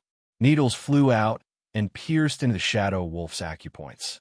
Then, he fed the wolf the 6 Shadow Beast Soul Pill. Next, Lin Jin only needed to use the acupuncture technique and the pill's power to help the Shadow Wolf evolve perfectly. To the Shadow Wolf, this process was excruciating. Not only did it have to endure the pill's power rampaging through its body, but it also had to endure the pain of the needles piercing its acupoints. Yet, the Shadow Wolf didn't make a sound and simply endured the pain. Moments later, the pill's power filled the Shadow Wolf's body. The quality of the pill Lin Jin had refined this time was much higher than the 6 Sun Beast Soul pill he gave Xiaohua. The strength of the pill was also several times stronger. The Shadow Wolf's skin and flesh were rupturing from the overpowering effects of the pill. Blood was seeping out of its fur. At this, Lin Jin knew things weren't looking good. Although the Shadow Wolf had recovered after Lin Jin's recuperation, it was still heavily injured. In addition to the overpowering effects of the pill, the Shadow Wolf couldn't hold on much longer. Lin Jin quickly flicked a needle into the Shadow Wolf's blood vessels to stabilize its internal organs. As time passed, the effects of the pill finally fused and a miraculous scene happened. The Shadow Wolf turned into a cloud of black mist and dispersed. Even Lin Jin was startled by this scene. The needles he had inserted into the Shadow Wolf's body had all fallen to the ground. Looking around, there was only black mist and the Shadow Wolf was nowhere to be seen. It was gone. If it was anyone else, they would definitely be at a loss. However, Lin Feng had long since understood all the attributes and hidden bloodline of the Shadow Wolf. At this moment, he could conclude that his perfect state this time had activated the hidden bloodline of the Shadow Wolf. Nether. Chapter 172. Undead. This was a bloodline that couldn't be found in most beast appraisal books. It was extremely rare, and rare meant that only a few people knew about it. Lin Jin only found out about the mystery of the undead bloodline through the Museum of Deadly Beasts. Once the bloodline was activated, one could use the bloodline's abilities. In other words, it could transform into a black fog and even become invisible. Knowing this, Lin Jin remained calm. He watched as the black fog around him began to surge and slowly converge. First, it took the shape of a wolf's claws, then 4 limbs, a torso, and finally a wolf's head. The Shadow Wolf that appeared once again was clearly much larger. However, it was not as large as Xiao was. Instead, it was more slender, and the Shadow Wolf's claws were even sharper. Each of them seemed to be forged from steel, and the claws were longer, like the sharp blades of short swords. In terms of aura, the Shadow Wolf was much stronger than before. Even standing before it, Lin Jin felt a sense of danger. Its black fur swayed, and the black fog around it seemed like it could hide in the darkness at any time. This was the most suitable beast to roam in the dark. Even if there was no darkness, it could create darkness. Just like how the house was now filled with black fog. The Shadow Wolf was curious about the changes after the bloodline was activated. After getting Lin Jin's permission, it took a step back and hid in the black fog. The next moment, the Shadow Wolf leaped out from the black fog behind Lin Jin. Its movements were extremely light and fast, almost without any sound. It was as if it was in the darkness, silent, yet extremely dangerous, able to instill fear in others. Lin Jin waved, and the Shadow Wolf came over in a flash, like a grim reaper wandering in the darkness. However, before Lin Jin, it was still the same Shadow Wolf that Lin Jin brought back. Lin Jin extended his hand, and the wolf moved its head closer, allowing Lin Jin to pet it. This time, the information in the Museum of Deadly Beasts changed. Rank 3 Netherwolf. Undead bloodline activated. Dark attribute. There are 2 types of advancement methods, can cultivate the beast energy formation. Just as Lin Jin expected, the shadow wolf was the same as Xiaohua. After a perfect evolution, it was at least 10 times stronger than before. If the shadow wolf were to fight Xiaohua now, it would be hard to say who would win. Lin Jin looked at the next evolution method.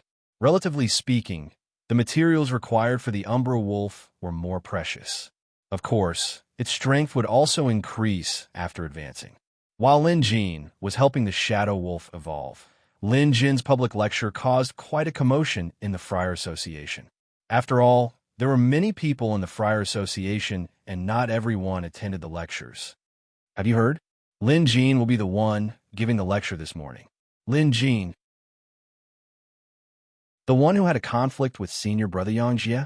That's him. To be honest, I'm not optimistic about him. He can't be compared to senior brother Yang Jie. What did he say? It's a branch of visualization, the external image method. Do you have notes? I borrowed one. Let's take a look. Those who were originally disdainful were immediately shocked when they saw the lecture notes. Even a stupid person would be able to see the wonders of this external image technique. And this was because the person who took down the notebook didn't write everything down. I didn't expect there to be an external image method in visualization. I didn't expect it to be this amazing. I know, right? I'm regretting it so much. I should have attended the lecture this time. It's not your fault. Senior brother Yang Jie has always been the one giving lectures. But to be honest, senior brother Yang Jie's lectures don't have any real substance, so we couldn't be bothered to go. Who knew that Lin Jin would be the one giving the lecture this time? Among the disciples, the lecture notes had become something they couldn't get their hands on. Meanwhile, in the circle of teaching assistants and instructors, this external imagery method had also caused a commotion. Moreover, it was different from the disciple level. At the teacher level, one could truly see how extraordinary the external imagery technique was. Luo Beihe was now carefully reading through Shui Bauer's lecture notes. She went through them carefully, and when she was done, her expression was fascinating. Last time, I was still doubting the authenticity of Lin Jin's fire spirit possession guidance. Now, it seems like he's truly talented, and he must have been taught by an expert. It's no wonder he's unwilling to learn from Master. This was Luo Beihe's judgment. She just couldn't figure out who the expert was who taught Lin Jin was. However, Luo Beihe deduced from the external imagery method that the other party was definitely an extremely knowledgeable elder. This could be deduced from the notes that Shui Bauer had brought back regarding the interpretation of the mnemonic chant. Forget Shui Bauer, even Luo Beihe herself was impressed by the incantation. Without a certain level of foundation, one couldn't possibly write something like this. Just then, a disciple came in to report that the Spirit Library's manager had summoned the mentors for a discussion. Luo Beihe could guess what it was, so she didn't delay and headed straight for the Spirit Library. When she arrived, she noticed that several mentors had already arrived. Mystery was already seated and drinking tea, chatting happily with the mentors he was familiar with. It was a relaxing atmosphere. At the sight of Luo Beihe, Mr. E quickly got up to welcome her. The other mentors did the same. This was mainly because Luo Beihe was one of the few female mentors in the Friar Association, and she was very pretty. Mr. Beihe, come, have a seat here. Mr. E was very enthusiastic as he beckoned Luo Beihe over. The mentors often discussed cultivation, so now that they were sitting together, the topic of conversation naturally revolved around this topic. I heard that the Spirit Library's manager is going to record a new cultivation method, and according to tradition, he's going to ask for our opinions. I heard that the cultivation method they're going to record this time isn't simple. We've known about this for a long time. Isn't it just an external image method's incantation and its corresponding incantation? I've read a few of the disciples' notes, and while that cultivation method is unique, its level is too low, so it can only be used to expand one's spirit energy. It's not that valuable, an arrogant mentor suddenly said. His tone was obviously sour. Luo Beihe frowned. She held the external image method in high esteem, so it was only natural that she wasn't happy to hear that. Mr. Go, you're wrong. I've also read my disciples' notes about this external image method. Not only can it increase one's spirit energy and expand one's spirit meridians, but most importantly, it can help one to focus one's mind. Regardless of the level of cultivation, cultivators like us will often encounter moments of restlessness during cultivation. Sometimes it's due to a lack of concentration, too many thoughts, or even inner demons during cultivation. These are the biggest obstacles on the path of cultivation. However, once you've grasped the basics of this external image method, you can at least stabilize your spirit force. That way, you'll be able to achieve twice the results with half the effort.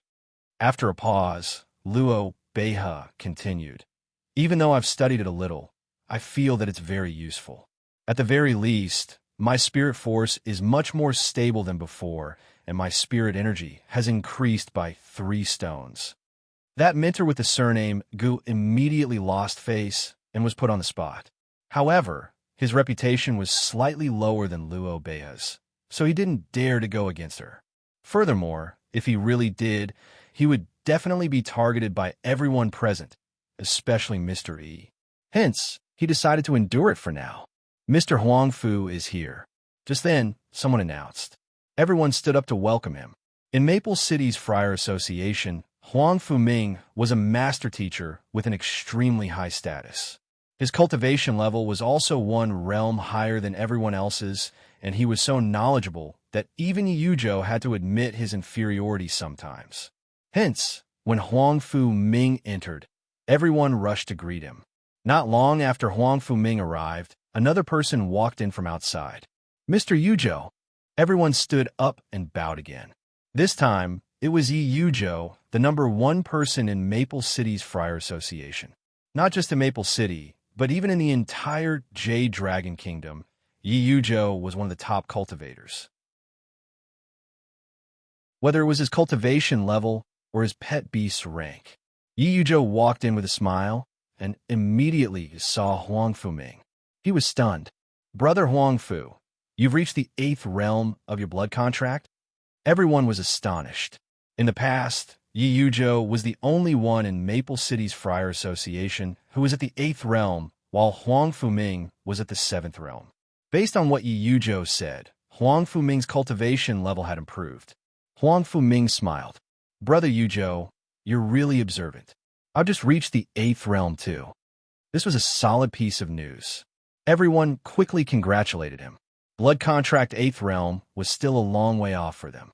Most of them might never reach that realm in their entire lives. Yi Yuzhou took his seat as well. Everyone could tell that Yi Yuzhou was in a good mood, but they wondered what good news he had encountered. At this moment, the manager of the spirit library stood up and cupped his hands towards the crowd. Everyone, I have invited all of you here today to collect a cultivation technique mnemonic chant into the spirit library.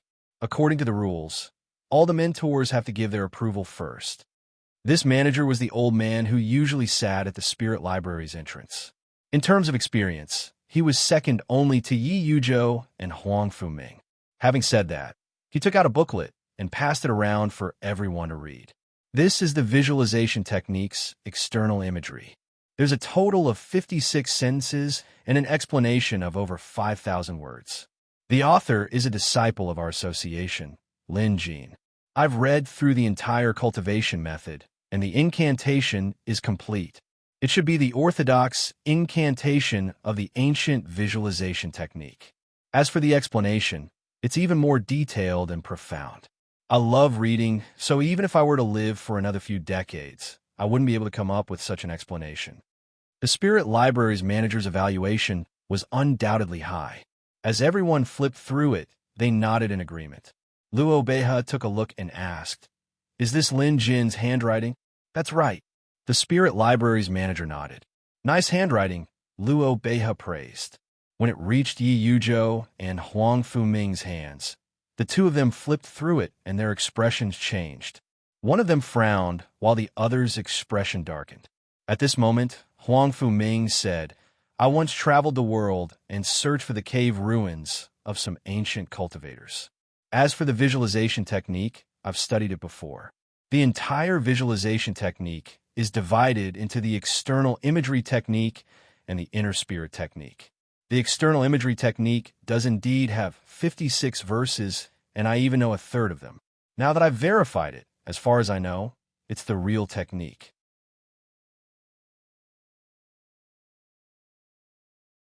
Chapter 173. Authentic techniques were techniques that had been passed down from generation to generation. They weren't lost, and their descendants were able to find a way to complete them. Yi Yuzhou nodded as well. He agreed with Huangfu Ming on this point. But this interpretation doesn't seem to be the work of a young man, Huangfu Ming said honestly. The incantation had always existed, so if one was lucky enough to find it somewhere, it wouldn't be surprising. But interpretation was different. That was the understanding and realization of the incantation. Usually, it wouldn't be passed down to outsiders. Few techniques had been passed down in the world to begin with, and the corresponding interpretation was even rarer. Only later generations could comprehend and understand the incantation. In ancient times, immortal sects were overly particular about the concept of family status. Many cultivation techniques were kept under tight wraps, and only true disciples were allowed to pass them on.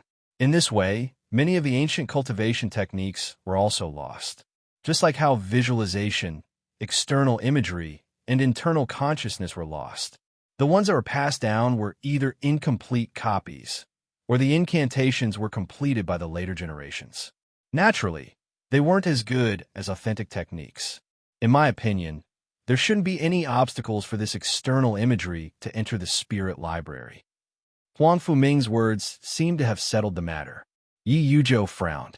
With Huangfu Ming's stance, even if the other mentors had different opinions, they wouldn't dare to say anything. The only one who could express his opinion was Yi Yuzhou himself. Brother Huangfu, this external imagery is indeed marvelous, but as you said, its origin is mysterious. I've heard of Lin Jin, a rank 2 beast appraiser. Logically speaking, he should have a high status and is knowledgeable. But to think that he could obtain this long-lost incantation with his own means is quite difficult. What's more, there's such a detailed interpretation. If we don't figure out the origin of this incantation and hastily include it in the spirit library with Lin Jin's name on it, I'm afraid we'll attract unnecessary trouble. Yi Yuzhou's worries weren't unreasonable. If Lin Jin obtained this cultivation technique through shady means and put it in the spirit library, no one would be able to explain themselves if someone came looking for them. Just then, the spirit library's manager said, I've had someone ask Lin Jin about the origins of this external imagery. Lin Jin said it was taught to him by an expert who didn't want to reveal his name. I don't think there'll be any problems. Hearing this, the mentors finally understood. As expected, Luo Beihan nodded slightly. The other mentors chimed in as well. I knew it. Lin Jin couldn't have come up with this interpretation on his own. Sure enough, he had an expert to guide him. Yi Yuzhou and Huangfu Ming looked at each other and saw the surprise in each other's eyes. There was no other reason. The expert Lin Jin mentioned must be someone extraordinary. The higher one's realm was, the more one would be able to read the depth of the explanation from the text. Because of this, there was also terror. Lin Jin didn't expect this. After all, his realm was still too low. He didn't know the consequences of copying the Museum of Deadly Beasts. As the saying goes, don't show off your wealth. And now, Lin Jin had accidentally revealed his wealth. Huangfu Ming was fine, but Yi Yuzhou had some thoughts. His most valued disciple, Yang Jie, had once clashed with Lin Jin and even suffered a loss. Yi Yuzhou obviously wouldn't stoop so low as to target Lin Jin, but they definitely weren't on friendly terms. At the very least, they were competitors. Now that Lin Jin had signed his name on this external imagery, it was a great honor to be included in the spirit library, especially for a disciple. In terms of reputation, Yang Jie no longer had any advantage over Lin Jin. Yi Yuzhou was obviously unhappy that his own disciple was inferior to someone else. After all, Yang Jie represented Yi Yuzhou's face. Huangfu Ming didn't care about this because this matter didn't involve him. With that in mind, Yi Yuzhou said, I think it's better to clarify the cultivation method's origin. After all, there's no proof. The group was stunned. Although Yi Yuzhou didn't say it out loud, his meaning was clear. He wanted to clarify the cultivation method's origin. In that case, let's call Lin Jin over and ask him about it. Since Yi Yuzhou had spoken, the Spirit Library's manager couldn't say anything else. After all, Yi Yuzhou's status was too high. Even if he didn't think it was necessary, he could only comply. Huang Fuming didn't say anything. It was understandable that Yi Yuzhou wanted to clarify the cultivation method's origin. Moreover, Huang Fuming was curious about this matter as well. He didn't have any ulterior motives. He just wanted to know who the expert behind Lin Jin was. Perhaps he could pay him a visit and learn from him if he had the chance. Hence, he didn't object. Since the two leaders of the Friar Association had expressed their stance, the others couldn't say anything else. Soon, an assistant lecturer was sent out to look for Lin Jin. Little did they know that Lin Jin was currently helping the Shadow Wolf evolve at home. After failing to find anything in the association, the assistant lecturer hurried to the Beast Appraisal Association only to find nothing. This made him sweat profusely. After finding out where Lin Jin lived, he immediately rushed over. When he finally arrived, he was stopped by Xiaohua. No matter how hard he tried, he wouldn't be able to get in. The black fog produced by the Shadow Wolf's evolution blocked out all sound, so the assistant lecturer couldn't get in. The assistant lecturer panicked. He planned to force his way in. After all, there were many official mentors waiting for him at the association. Also, he was confident that he was a capable man with a 5th realm blood contract and a rank 2 pet beast. But this decision brought him tragedy. Lin Jin's order to Xiaohua was simple. No one was to step into the yard and disturb his evolution of the Shadow Wolf. If it were Zhao Ying, Lu Xiaoyun, or the others, seeing Xiaohua standing guard at the door, they would know that Lin Jin had something important to do, so they wouldn't force their way in. No one would come looking for him for no reason either. However, Lin Jin didn't expect the Friar Association to send someone after him. What's more, this assistant lecturer was an impatient one. The assistant lecturer barged into the yard with his pet beast, thinking that he could easily subdue Xiaohua before entering the house. But just as he entered the yard, Xiaohua launched an attack. The strength of a rank 3 pet beast was overwhelming. In the blink of an eye, the confident assistant lecturer was sent sprawling on the ground. He didn't even have time to cast a spell. If it weren't for his 5th realm blood contract and sturdy physique, he would have been half dead by now. Even so, the assistant lecturer couldn't get up after being slapped by Xiaohua. He lay moaning on the ground. As for his pet beast, it was pinned to the ground by Xiaohua, not daring to move a muscle. Just like a rabbit caught by a tiger, it could only tremble in fear. Fortunately, Xiaohua didn't continue attacking. Instead, he tossed the man and beast out of the yard. Lin Jin had specifically instructed him not to let Xiaohua harm anyone. The assistant lecturer, who was in a daze from the fall outside, crawled up from the ground. He looked battered and exhausted, but he didn't dare to force his way in. This time, he had truly lost all his face. Filled with anger, he returned to the Friar Association and exaggerated the entire situation. Yi Yuzhou and the others frowned upon hearing this. Lin Jin must be at home. His pet beast was there, so he must be there too. But why didn't he come out? Moreover, he allowed his pet beast to injure the association's assistant lecturer. This was no small matter. Moreover, it was only Lin Jin's pet beast, but it was enough to knock out the Friar Association's assistant lecturer with a 5th realm blood contract along with his pet beast. This was intriguing. That Lin Jin has crossed the line. No matter what, he shouldn't have allowed his pet beast to injure others. He's challenging the Friar Association's authority. The injured assistant lecturer added fuel to the fire. Suddenly, someone stood up and said, "Perhaps Lin Jin really has something urgent to attend to. How about this? I'll make a trip there." It was Huang Fuming. After careful consideration, Huang Fuming's presence couldn't be better. After all, he was the one who recommended Lin Jin into the Friar Association. If Lin Jin really disobeyed the association's orders and violated the rules, Huang Fuming should be the one to teach Lin Jin a lesson. "Then I'll have to trouble brother Huang Fu to make the trip," Yi Yuzhou said. It was obvious that Yi Yuzhou disliked Lin Jin greatly. It wasn't just because of Yang Jia, but also because Lin Jin had made them wait for so long, and the assistant lecturer they sent was even injured by his pet beast. Based on Yi Yuzhou's temperament, no matter how talented a person like Lin Jin was, he had to be kicked out of the Friar Association. The only reason he hadn't acted up yet was because he wanted to see how Huang Fuming would handle this matter. Huang Fuming's cultivation level was extremely high. When he left, he cast a spell that allowed him to cover 100 feet in a single step. In just a few breaths, he was already outside Lin Jin's yard. Lin Jin had yet to come out. Noticing someone else, Xiaohua immediately went on alert. Huang Fuming was stunned to see Xiaohua. It wasn't his first time seeing Xiaohua. However, Xiaohua had been following Lin Jin around and had kept his aura hidden so he couldn't tell how powerful he was. But now, Xiaohua wasn't hiding his aura at all. Huang Fuming could tell Xiao was rank at a glance. No wonder. Huang Fuming mumbled to himself. That assistant lecturer must have barged in recklessly and ended up being attacked by Lin Jin's pet beast. However, Lin Jin seemed to have given the pet beast an order, so the assistant lecturer was only lightly injured. Forget an assistant lecturer, even an average mentor wouldn't be able to handle a rank 3 pet beast.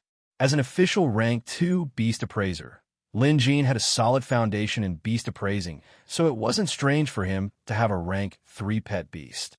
Looking around the house, Huang Fuming's eyes lit up.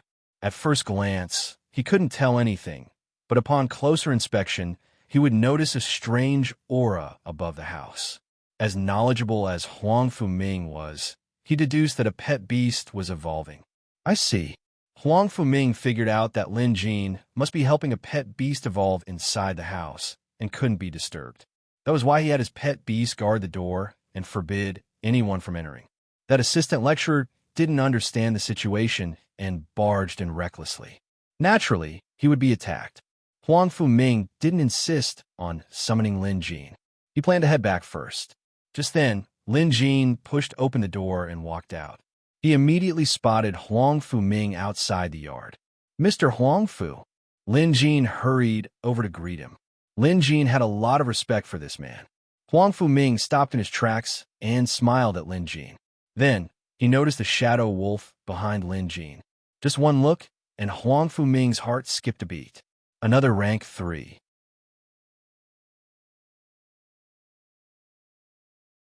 Chapter 174. Even though Huang Fuming was experienced, knowledgeable, and composed, he couldn't help but gasp at this moment. Since when was it so easy for a rank 3 pet beast to evolve? In some small countries, rank 3 beasts were the guardian beasts of the country. Outside, a rank 3 beast was enough to establish a sizable force. From small aristocratic families to large and remote small countries, rank 3 pet beasts were existences that could hold their own. Even Huang Fuming's pet beast was only rank 3 at the moment. Although it was considered the best among rank 3 beasts, it was still a rank 3. No matter where one went, rank 3 beasts weren't common. In fact, they were rare. But here in Lin Jin's yard, there were 2 of them. Lin Jin had no idea what they were thinking. If he did, he would be glad that Huang Fuming didn't see Goldie. If Huang Fuming saw Goldie, he would probably have a mental breakdown. As expected of a famous teacher in the Friar Association, Huang Fuming calmed himself down and explained the situation at the Friar Association. When Lin Jin heard that an assistant lecturer came looking for him while he was helping the shadow wolf evolve, and that the man was even beaten up by Xiaohua, he turned to look at Xiaohua. The latter seemed to be wondering if he had done something wrong as he lowered his head in dejection. However, what Lin Jin did next cheered him up again. "Xiaohua, good job." Lin Jin praised before patting the dog's head. Lin Jin clearly didn't think Xiaohua had done anything wrong because he was the one who gave Xiaohua the order. Forget an assistant lecturer. Even if Huang Fuming came and was blocked outside, Lin Jin wouldn't blame Xiaohua. However, he definitely had to go to the association to console that unlucky assistant lecturer. Xiaohua must have taught him a lesson. "Lin Jin, if there's nothing else, come with me. The mentors in the association are still waiting for you." Huang Fuming suddenly said. He had already explained the situation to Lin Jin. The reason he called Lin Jin over was to ask about the origin of external imagery. Lin Jin had already spoken to the Spirit Library's manager, Wu Shi, about this. Who knew the association would still be so concerned about it? Lin Jin really couldn't tell them where the cultivation method came from. But if you push it too far, he would just refuse to give them the cultivation method. That should be fine, right? On the way, Huang Fuming said, Mr. Yuzhou, the #1 mentor of the association, is also here. He's Yang Jie's mentor. It was a kind reminder. The conflict between Lin Jin and Yang Jie was now common knowledge thanks to some rumors. Even Huang Fuming had heard about it. Lin Jin's rise to power was already a threat to Yang Jie, so it was only natural for them to be at loggerheads, just like how Lu Yunhe and Yang Jie used to be. However, Lu Yunhe wasn't as strong as Yang Jie, so the conflict wasn't that serious. But now, Lin Jin was on par with Yang Jie in every aspect. In fact, he was even stronger in certain areas. As the saying went, two tigers can't live on the same mountain, so it wasn't strange for them to clash. He reminded Lin Jin so that he could prepare himself for Yi Yuzhou's harassment. Lin Jin thanked him with a smile. In any case, he had already made up his mind. If the association were to force him to reveal the origin of the technique, then he would just let them go. At most, he wouldn't enter the Spirit Library. When they arrived, Lin Jin immediately spotted Yi Yuzhou among the group of mentors. Because Lin Jin had met Yi Yuzhou before. Isn't this old Yi? Lin Jin was surprised. Old Yi was visitor number 10 in the Museum of Deadly Beasts Visitation Hall. They met the last time the visitation hall was opened. Lin Jin had a good impression of this old man, but he didn't expect him to be in Maple City as well.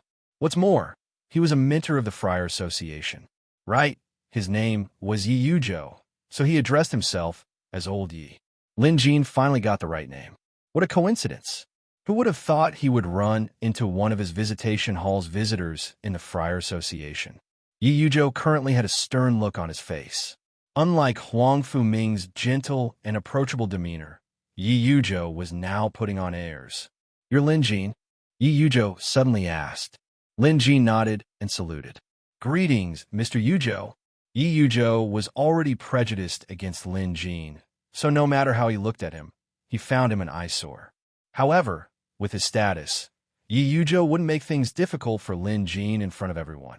Instead, he said, putting aside the fact that your pet beast injured someone, all of us mentors have been waiting here for you for more than an hour because of your external visualization. This cultivation method, be it the incantation or the explanation, is impeccable and is worthy of being included in the Spirit Library. However, we must clarify the origins of this cultivation method. We've called you here to verify this with you. Regarding this, all Lin Jin could say was to continue the lie he had fabricated earlier. That was, he had received guidance from an expert. As for the name of that expert, Lin Jin couldn't reveal it. After all, there was no such person in the world. Initially, this matter could have been ignored. Other than Yi Yuzhou, no one else here pressed Lin Jin for an answer. However, Yi Yuzhou seemed to be very concerned about this matter. Whether he was being serious or doing it on purpose, Yi Yuzhou just wanted to ask Lin Jin about the identity of the expert who taught him this cultivation method. Lin Jin answered bluntly, Mr. Yuzhou, no matter how many times you ask me, the answer will be the same. I can't tell you. I can't tell you. Yi Yuzhou's expression darkened. The atmosphere turned awkward. The mentors all had their own thoughts. Even Huang Fuming couldn't say anything. After all, Yi Yuzhou hadn't done anything wrong. It was just a matter of whether or not he trusted Lin Jin. If he trusted Lin Jin, he could ignore it. But if he didn't, he would assume that Lin Jin was lying and that this cultivation method had come from an improper source. It was that simple. Lin Jin, if that's the case, then this cultivation method of yours can't be included in the Spirit Library. At this time, Yi Yuzhou brought out his greatest trump card, which was to exercise his veto power. However, he had clearly forgotten one thing. It wasn't Lin Jin who requested for the cultivation method to be included, but the Spirit Library. To Lin Jin, this didn't matter at all. Moreover, Lin Jin was displeased with Yi Yuzhou's attitude. He simply said, "Whatever you want. If there's nothing else, I'll be leaving." Having said that, he got up and left, leaving Yi Yuzhou hanging. This infuriated Yi Yuzhou to no end. Huang Fuming shook his head while the Spirit Library's manager sighed. Then he said the Spirit Library was the one who volunteered to include Lin Jin's cultivation method. Yi Yuzhou felt awkward. He had always assumed that Lin Jin was the one who volunteered to include the cultivation method in the Spirit Library. Putting Yi Yuzhou aside, after Lin Jin left the room, he grumbled, "Old Yi, just you wait." Lin Jin was clearly annoyed. Lin Jin was a vengeful person. He couldn't do anything to Yi Yuzhou now, but in the visitation hall, he had many tricks up his sleeves. If he remembered correctly, the visitation hall would reopen tomorrow. Lin Jin was already rubbing his palms together in anticipation. Yi Yuzhou still had no idea who he had offended. He had been humiliated this time. Initially, he didn't have to be so strict about this matter, and he usually turned a blind eye to it. But because of Yang Jie, Lin Jin didn't rush over immediately, and because of his preconceived notions, Yi Yuzhou had to act this way. In the end, he lost his composure and was humiliated. After returning, Yi Yuzhou took a big gulp of tea to calm himself down. Only then did he regain his composure. There's no need to get angry over such trivial matters. This is a grudge between the younger generation, so let them settle it among themselves. I should focus on studying the ascending cloud flood dragon's evolution method. Speaking of which, that curator is truly an expert among experts. The method he gave me is definitely feasible. However, I still ran into some trouble while helping my soaring cloud flood dragon evolve. But that's all right. The visitation hall will reopen tomorrow, so I'll just have to ask curator for guidance when I get there. At this thought, Yi Yuzhou felt much happier. His initial displeasure vanished into thin air. Sigh, seriously, why must I be so demanding of a junior? But it's not like I've done anything wrong. It's good to be stricter with the examination. If Lin Jin's cultivation method comes from an illegal source, the Friar Association will surely be implicated. Although I'll be losing a rare cultivation method, I'll be able to avoid some trouble. That's a good thing. Yi Yuzhou mumbled to himself. Just then, Yang Jie came in to greet him. This was the time for him to teach Yang Jie in private. "Yang Jie, you're here." Yi Yuzhou was in a good mood. Yang Jie bowed respectfully and addressed him as his teacher.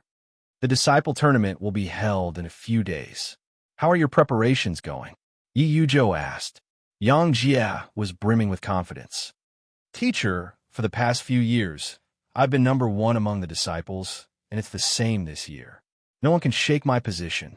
Yi Yuzhou was very satisfied with Yang Jie's answer. But as a teacher, he had to give him a few words of encouragement.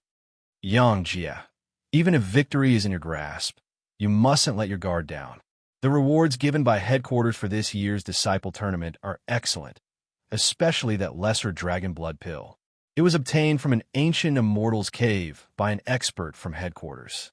If you can obtain it, and if I ask for an evolution method for your pet beast will definitely evolve in a level 4.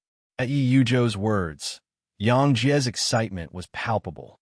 After hearing Yi Yuzhou's words because Lin Jin had snatched his lecture today, the anger in Yang Jie's heart subsided. Once his pet beast evolved into level 4, it would become the Jade Dragon Kingdom's true combat power. By then, would Yang Jie still have to worry about his status? By then, all sorts of honors would be bestowed upon him. Someone like Lin Jin wouldn't even deserve to carry his shoes for him. Next, Yi Yuzhou lectured Yang Jie on spells. But halfway through, a disciple outside informed him that there was a visitor. Yi Yuzhou frowned, but he knew that if it wasn't an important guest, his disciple wouldn't disturb him at a time like this. "Do you know who the visitor is?" Yi Yuzhou asked. The disciple quickly answered. That person said his surname is Liu, and he's from the Jade Dragon Kingdom. At this, Yi Yuzhou laughed out loud. "It's an important guest. Yang Jie, come with me to welcome him."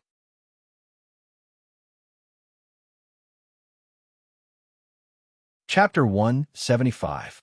Outside, Lu Bin, who had just arrived from Jade Dragon City, was admiring the scenery in Yi Yuzhou's courtyard. Lu Bin was here to invite Lin Jin to Jade Dragon City as a guest. This was an order from the sixth princess, so he had to do a good job.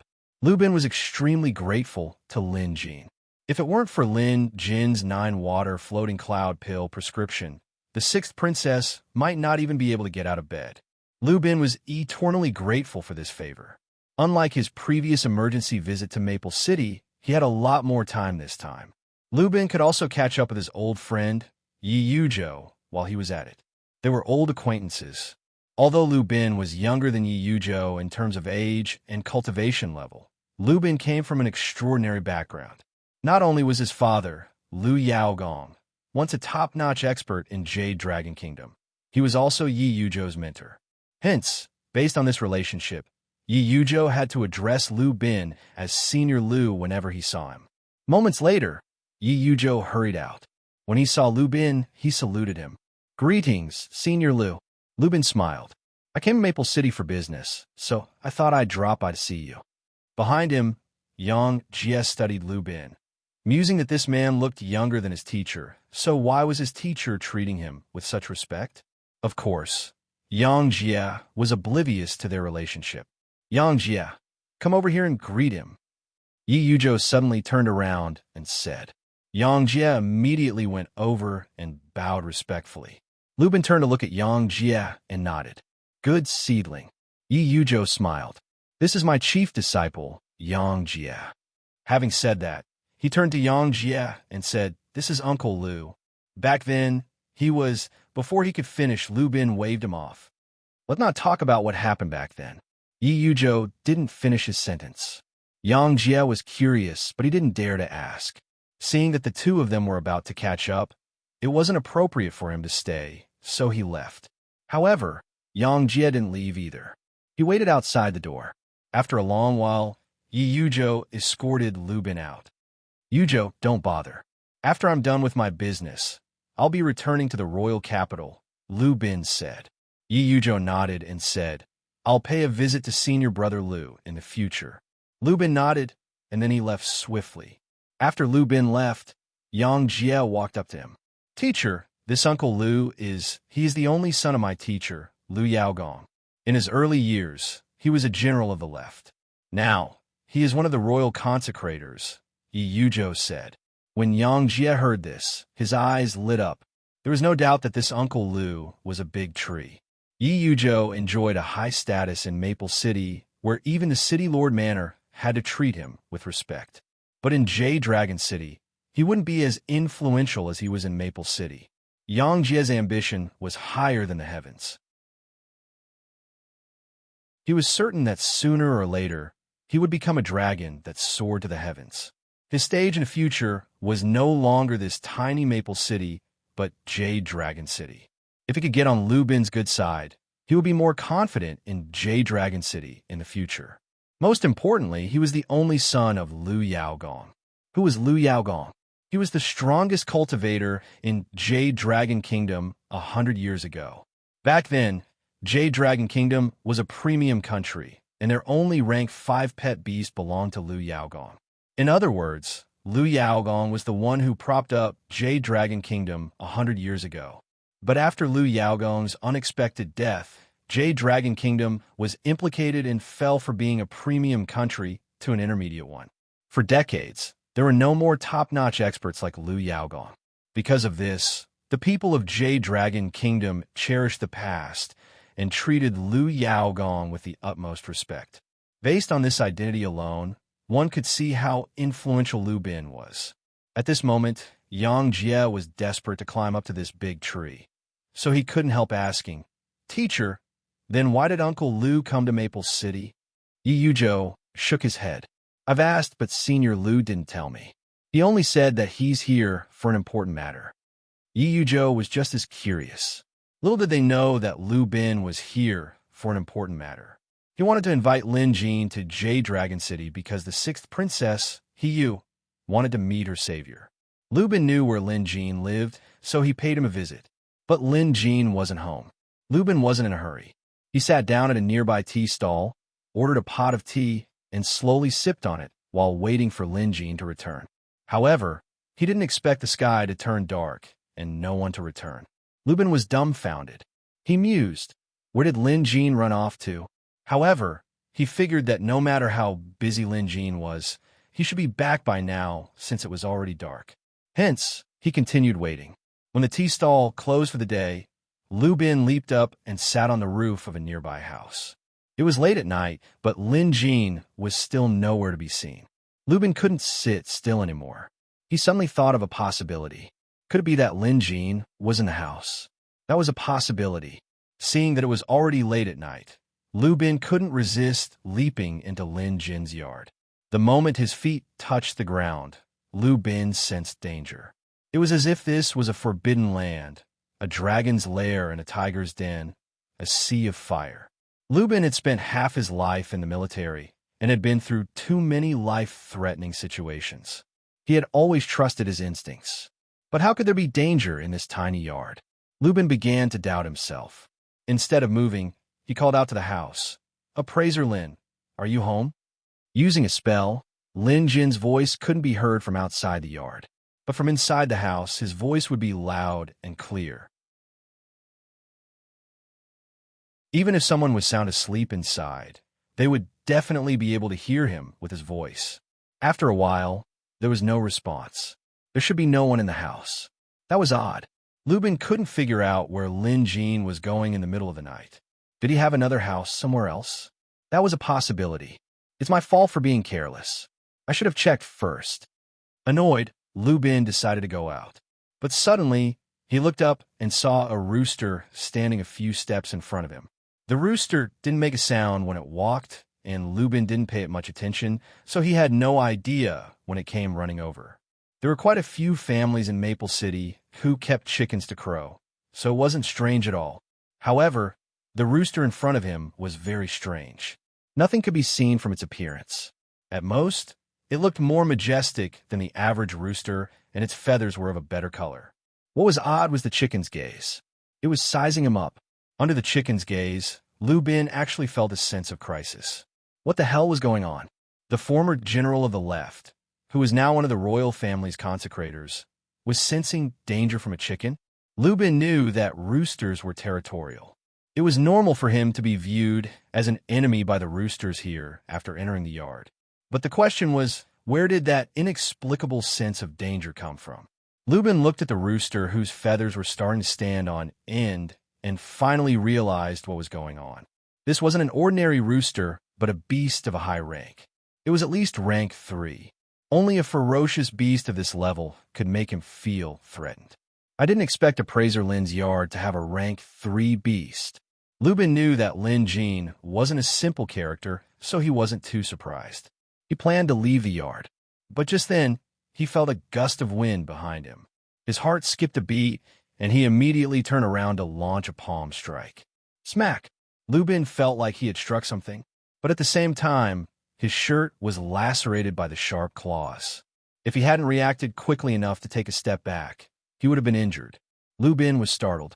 Looking ahead, he could vaguely make out the silhouette of a wolf in the darkness. The wolf was large and slender. Its claws were as sharp as foot-long blades, and it exuded a terrifying aura. Another rank 3 beast. Lubin's scalp was numb. To think that there were 2 rank 3 beasts in this seemingly ordinary yard, and both of them had unique bloodlines. This wolf beast that could hide in the dark must have activated its bloodline, or else it wouldn't have this ability. Lubin knew his own capabilities. He was on the 6th realm of his blood contract, while his pet beast was only rank 3. Although his pet beast was unique, a rare beast among rare beasts, it would still be dangerous for him to face off against 2 rank 3 beasts at once. Moreover, if a fight really broke out, he wouldn't be able to explain himself to Lin Jin. Lubin immediately retreated. Fortunately, his skill was unique. With a tap of his toes, he soared into the air like a great rock. With a single step, he flew more than 100 feet away and leaped out of the yard. Strangely enough, the sense of danger disappeared the moment he left the yard. That large rooster and the wolf in the dark didn't chase after him. Lubin steadied himself and smiled bitterly. To think that a person of his status had actually suffered a setback in this small courtyard. Moreover, he had even suffered a loss. If word of this got out, no one will believe it. Then he realized that this appraiser Lin was no ordinary person. Although rank 3 beasts weren't rare in an intermediate country like the Jade Dragon Kingdom, they weren't everywhere either. Only prominent families, friar associations, and the government would have them. Lin Jin's yard actually had 2 of these beasts. Come to think of it, if the yard's guard were rank 3 beasts, then Lin Jin's pet beast must be at least rank 3 as well. That meant 3 rank 3 beasts. At this thought, Lu Bin's eyelids twitched. However, this only proved that Lin Jin was extraordinary. Lu Bin was sure that Lin Jin had a powerful backer. Otherwise, Lin Jin couldn't have achieved so much at such a young age. It made sense. How could someone who could give away the 9-water floating cloud pills prescription so casually be an ordinary person? Lu Bin's curiosity toward Lin Jin grew. Jade Dragon Kingdom is currently in a critical period with troubles both internally and externally. If this Lin Jin is really useful, I can recommend him to the royal family. Lu Bin mumbled to himself.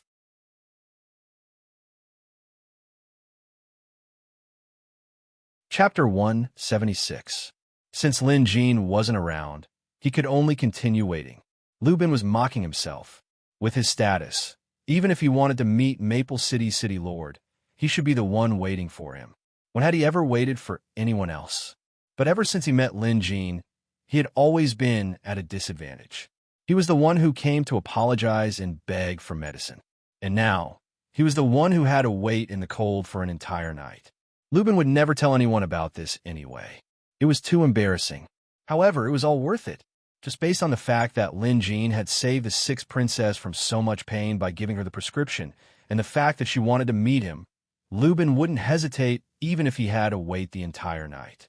Finally, when the sun was about to rise, Lu Bin saw someone approaching from afar. It was Lin Jin. Beside him was the man's pet beast. Upon seeing this, Lu Bin immediately jumped down from the roof and stood in front of the man. Appraiser Lin. Lu Bin saluted. Lin Jin was startled. Anyone would be startled to see someone suddenly appear in front of them so early in the morning. Upon seeing Lu Bin, Lin Jin was dumbstruck. What are you doing here? Is the prescription ineffective? Lin Jin asked instinctively. Lu Bin was startled before understanding dawned on him. Appraiser Lin, you've misunderstood. I'm here today to thank you. The prescription for the 9-water floating cloud pill is very effective. My young master's condition has been alleviated, so he sent me here to thank you. Oh, I'm not here to cause trouble. All right then. Lin Jin was worried that the museum's treatment method would be ineffective.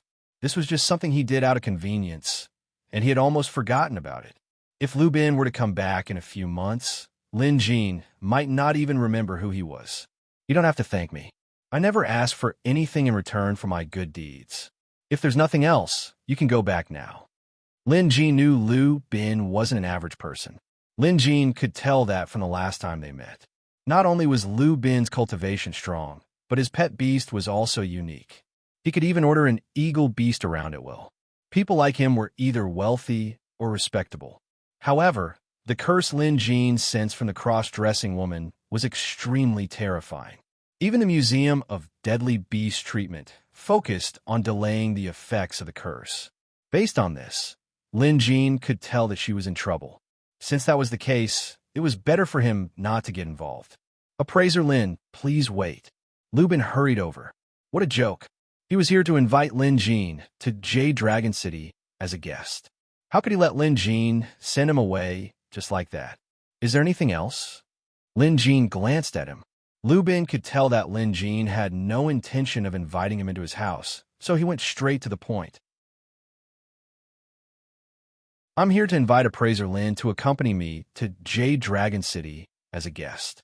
My young master will treat you with great hospitality to thank Appraiser Lin for the prescription.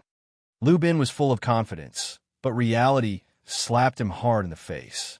Sorry, I don't have time. Lin Jin answered without hesitation. Lu Bin's hand trembled. He knew that the other party might refuse, but he didn't expect that the other party would refuse so decisively, as if he didn't even think about it. Appraiser Lin, I think you should reconsider because Lu Bin wanted to remind Lin Jin of how rare this opportunity was. But before he could finish, Lin Jin shook his head. I really don't have time. Why don't you wait a little longer? Lin Jin wasn't lying. He really didn't have time.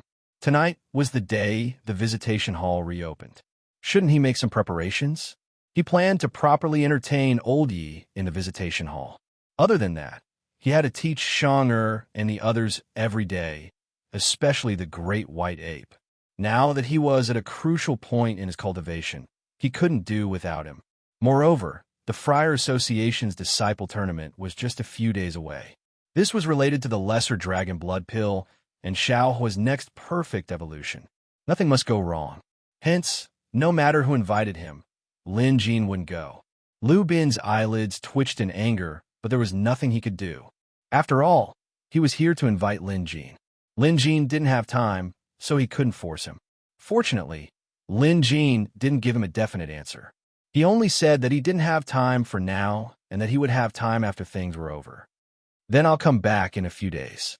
Lu Bin could only do so. Thinking about it, he felt helpless. To think that there were people in the Jade Dragon Kingdom that he couldn't invite. But he couldn't afford to be angry.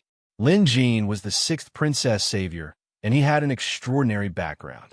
There must be an expert behind him. That's right. He had to investigate this thoroughly. Without guidance and care, how could he have 3 rank 3 pet beasts by his side? Even the crown prince of Jade Dragon Kingdom wouldn't amount to much. Lu Bin planned to look into Lin Jin's background. What he found earlier was definitely just the tip of the iceberg. Lu Bin left. Firstly, he had to explain the situation to the 6th princess. Secondly, he had to arrange for someone to investigate. When Lin Jin returned to the yard, Goldie and the Shadow Wolf immediately surrounded him. Goldie was clucking nonstop while the Shadow Wolf would growl occasionally. However, they couldn't get a word in edgewise. Lin Jin had another ability. He had long realized that he could read a pet beast's thoughts. Of course, it was just a basic understanding of what the pet beast wanted to do. Just like now, he knew that Goldie and the Shadow Wolf were trying to tell him that someone had broken into the yard while he was away. More importantly, they were the ones who chased the intruder out. It seemed like they were here to claim credit. Lin Jin patted Goldie and the Shadow Wolf on their heads, praising them. As for who the intruder was, Lin Jin knew that other than Lu Bin, it couldn't be anyone else. If anyone else were here, they wouldn't be able to escape. Only an expert like Lu Bin could leave so easily. Lin Jin had his own guesses about Lu Bin's identity. All in all, this Lu Bin was either rich or respectable. Moreover, he hailed from Jade Dragon City. Jade Dragon City was the capital of Jade Dragon Kingdom, a place where nobles and famous people gathered. It couldn't be compared to a small place like Maple City. Perhaps this Lu Bin and the cross-dressing woman were the nobles of Jade Dragon City. Lin Jin wasn't worried about offending Lu Bin. The reason was simple. The other party had to rely on Lin Jin. The curse on that cross-dressing woman was no laughing matter. After some research, Lin Jin found out that although the Museum of Deadly Beasts had a way to remove the curse, it was incredibly difficult. How difficult? Even Lin Jin wasn't confident he could eradicate the disease completely. They were both curses, but Tan Lin's was easier to remove. Hence, the difficulty of removing the curse differed due to the difference in level. Hence, even if it was for the sake of that cross-dressing woman, Lu Bin wouldn't dare to do anything to Lin Jin. Lin Jin knew this very well. Once he was done with his work, he could follow Lu Bin to Jade Dragon City for a visit. But now, he really didn't have the time. The most important thing today was to wait for the visitation hall to open, because he needed to obtain the necessary materials for Xiao Hua's perfect evolution from the visitors. If Lin Jin were to rely on himself, it would take him 1.5 years just to gather these materials. He might even need to spend tens of thousands of silvers. This was probably the least he could afford. Some materials could only be purchased with spirit stones. Moreover, they were priceless because they were too rare. In other words, any high-level pet beast was a bottomless pit of money. Rank 2 was fine, but once it was promoted to rank 3, it wouldn't be something an average person or family could afford. Just like the Zhu family, they needed a long time to prepare for the two-headed snake to evolve to rank 3. Lin Jin had been lucky before, but now that Xiao Hua wanted to evolve from rank 3 to rank 4, with Lin Jin's current rate of earning, he wouldn't be able to support such a huge expenditure in a short period of time.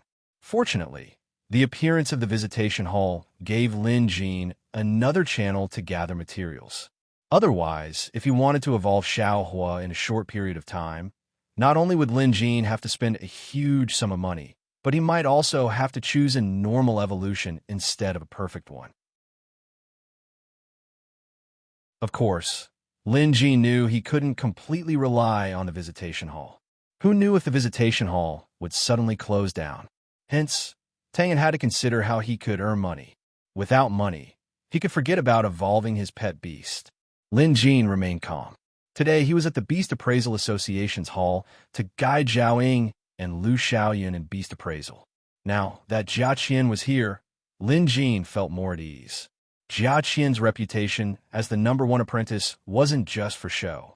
She was truly capable. Moreover, under Lin Jin's guidance, she had improved tremendously. At least to Lin Jin, Jia Qian was no different from an official beast appraiser now. She was already very close to becoming an official beast appraiser. Now that she had calmed down, her progress was naturally swift. Lin Jin was relaxed, but the same couldn't be said for the other visitors of the visitation hall.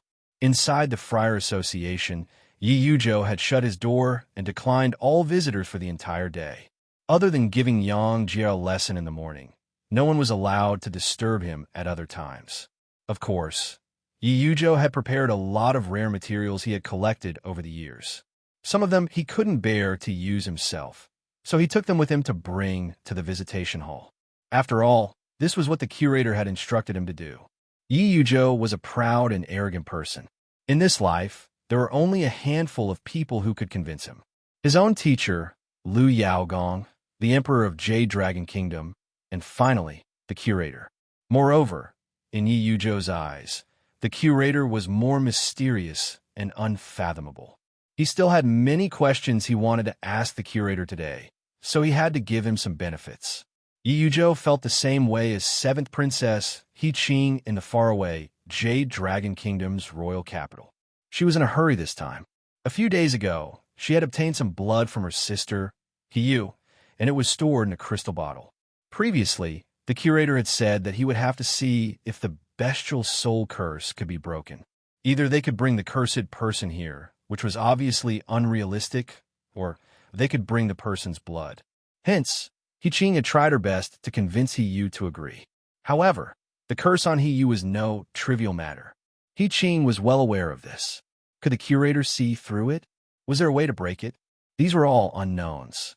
What if even the curator couldn't do anything? Hence, He Qing was anxious.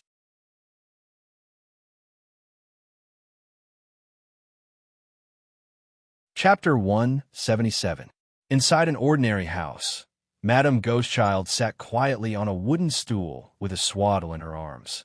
Those who didn't know her well would assume that she was a beautiful young married woman coaxing her child to sleep.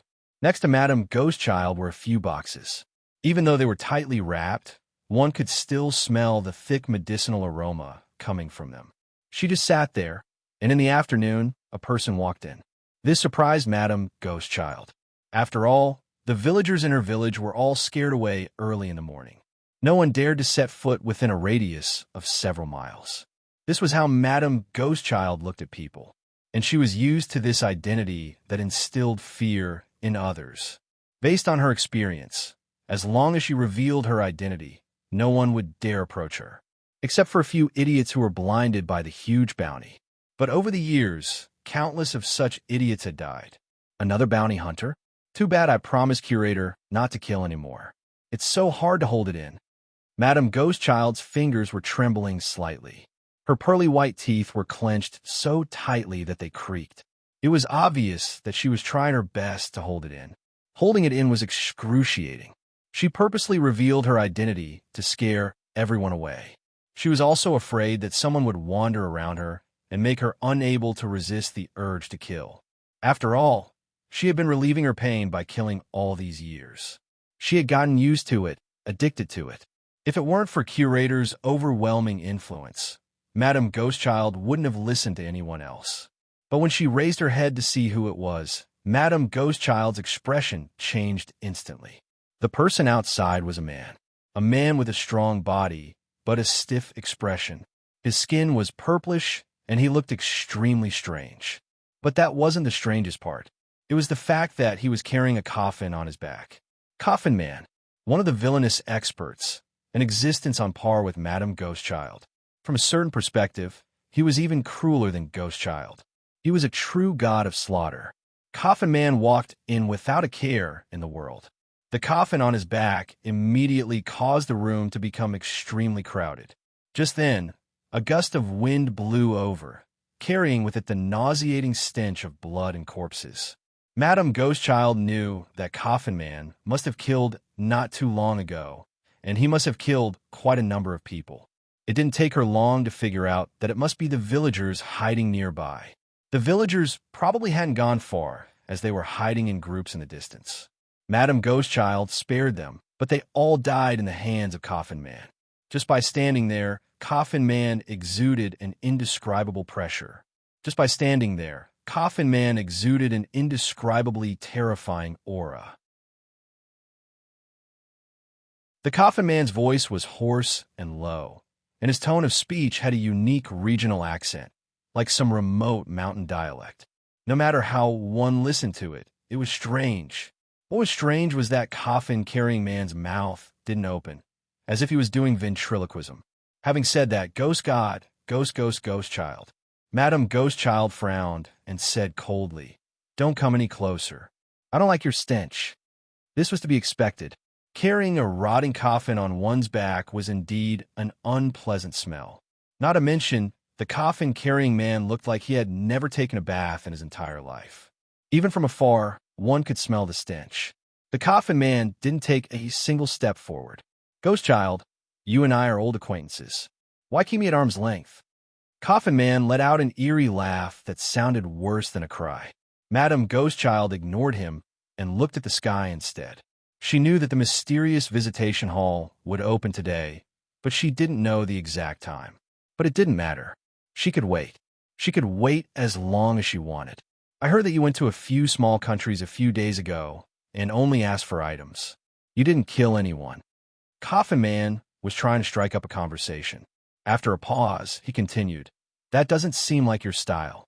Did something happen to you?" Ghostchild didn't even want to look at him. "It's none of your business." Coffin Man didn't respond to her rebuke. For a moment, the entire place fell into a terrifying silence. Coffin Man was chained to the coffin.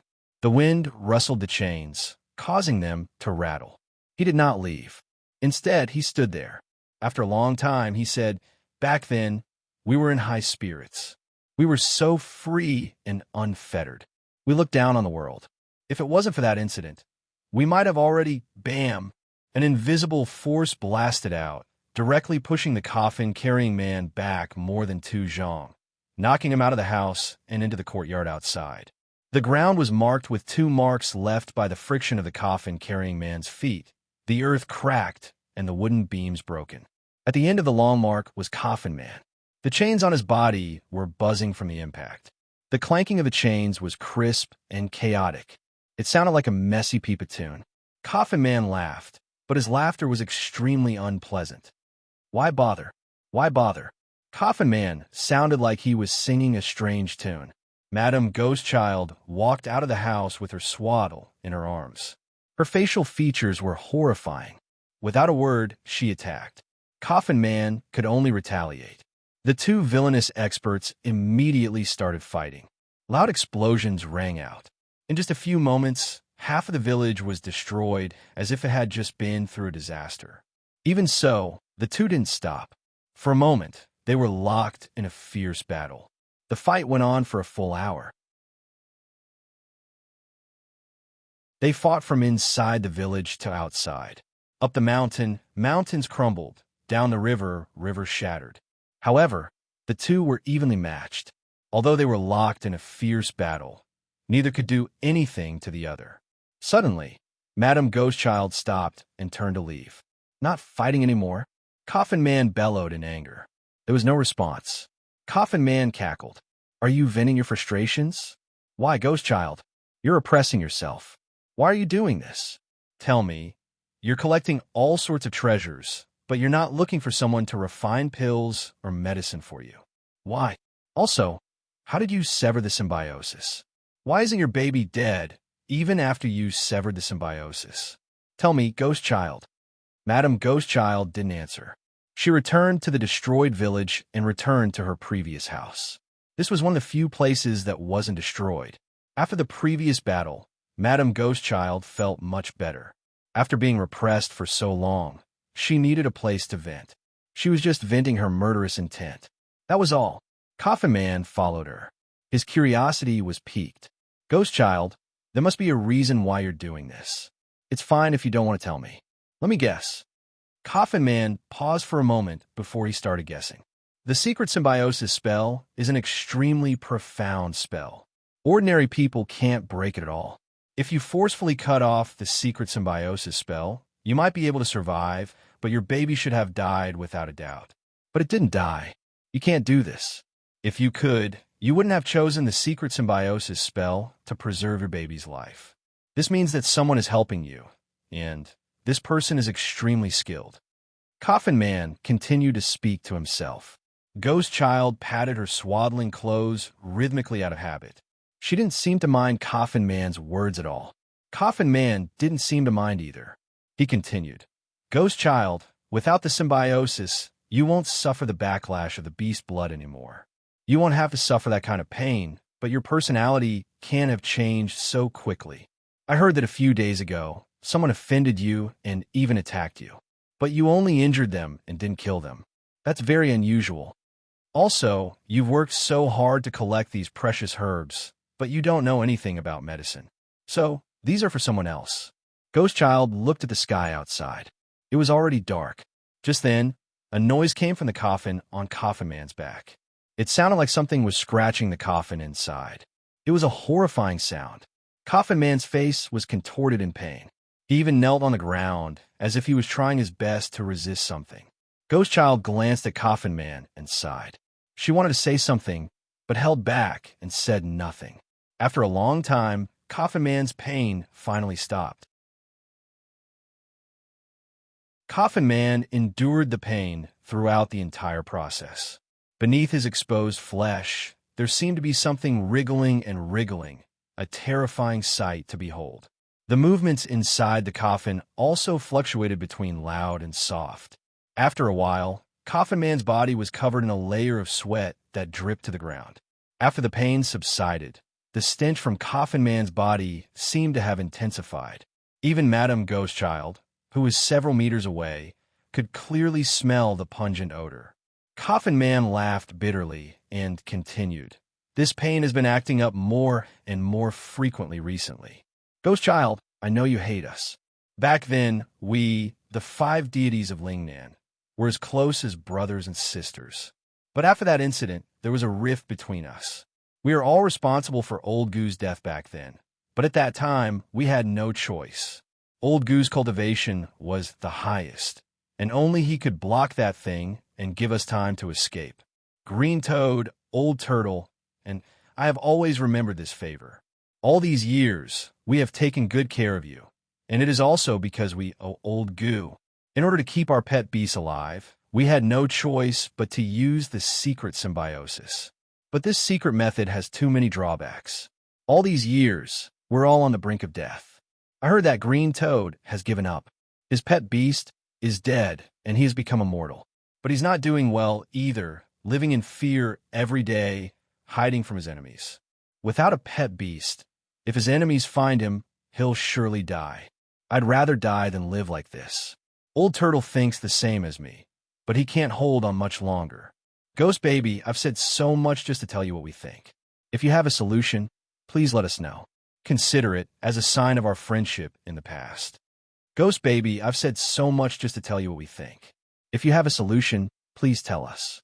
Madam Ghostchild stopped patting the swaddle, but she remained silent. There seemed to be a grudge in her that hadn't dissipated yet. Coffin Man was observant enough to notice that Madame Ghostchild was wavering. He knew this was a rare opportunity, and he had to seize it.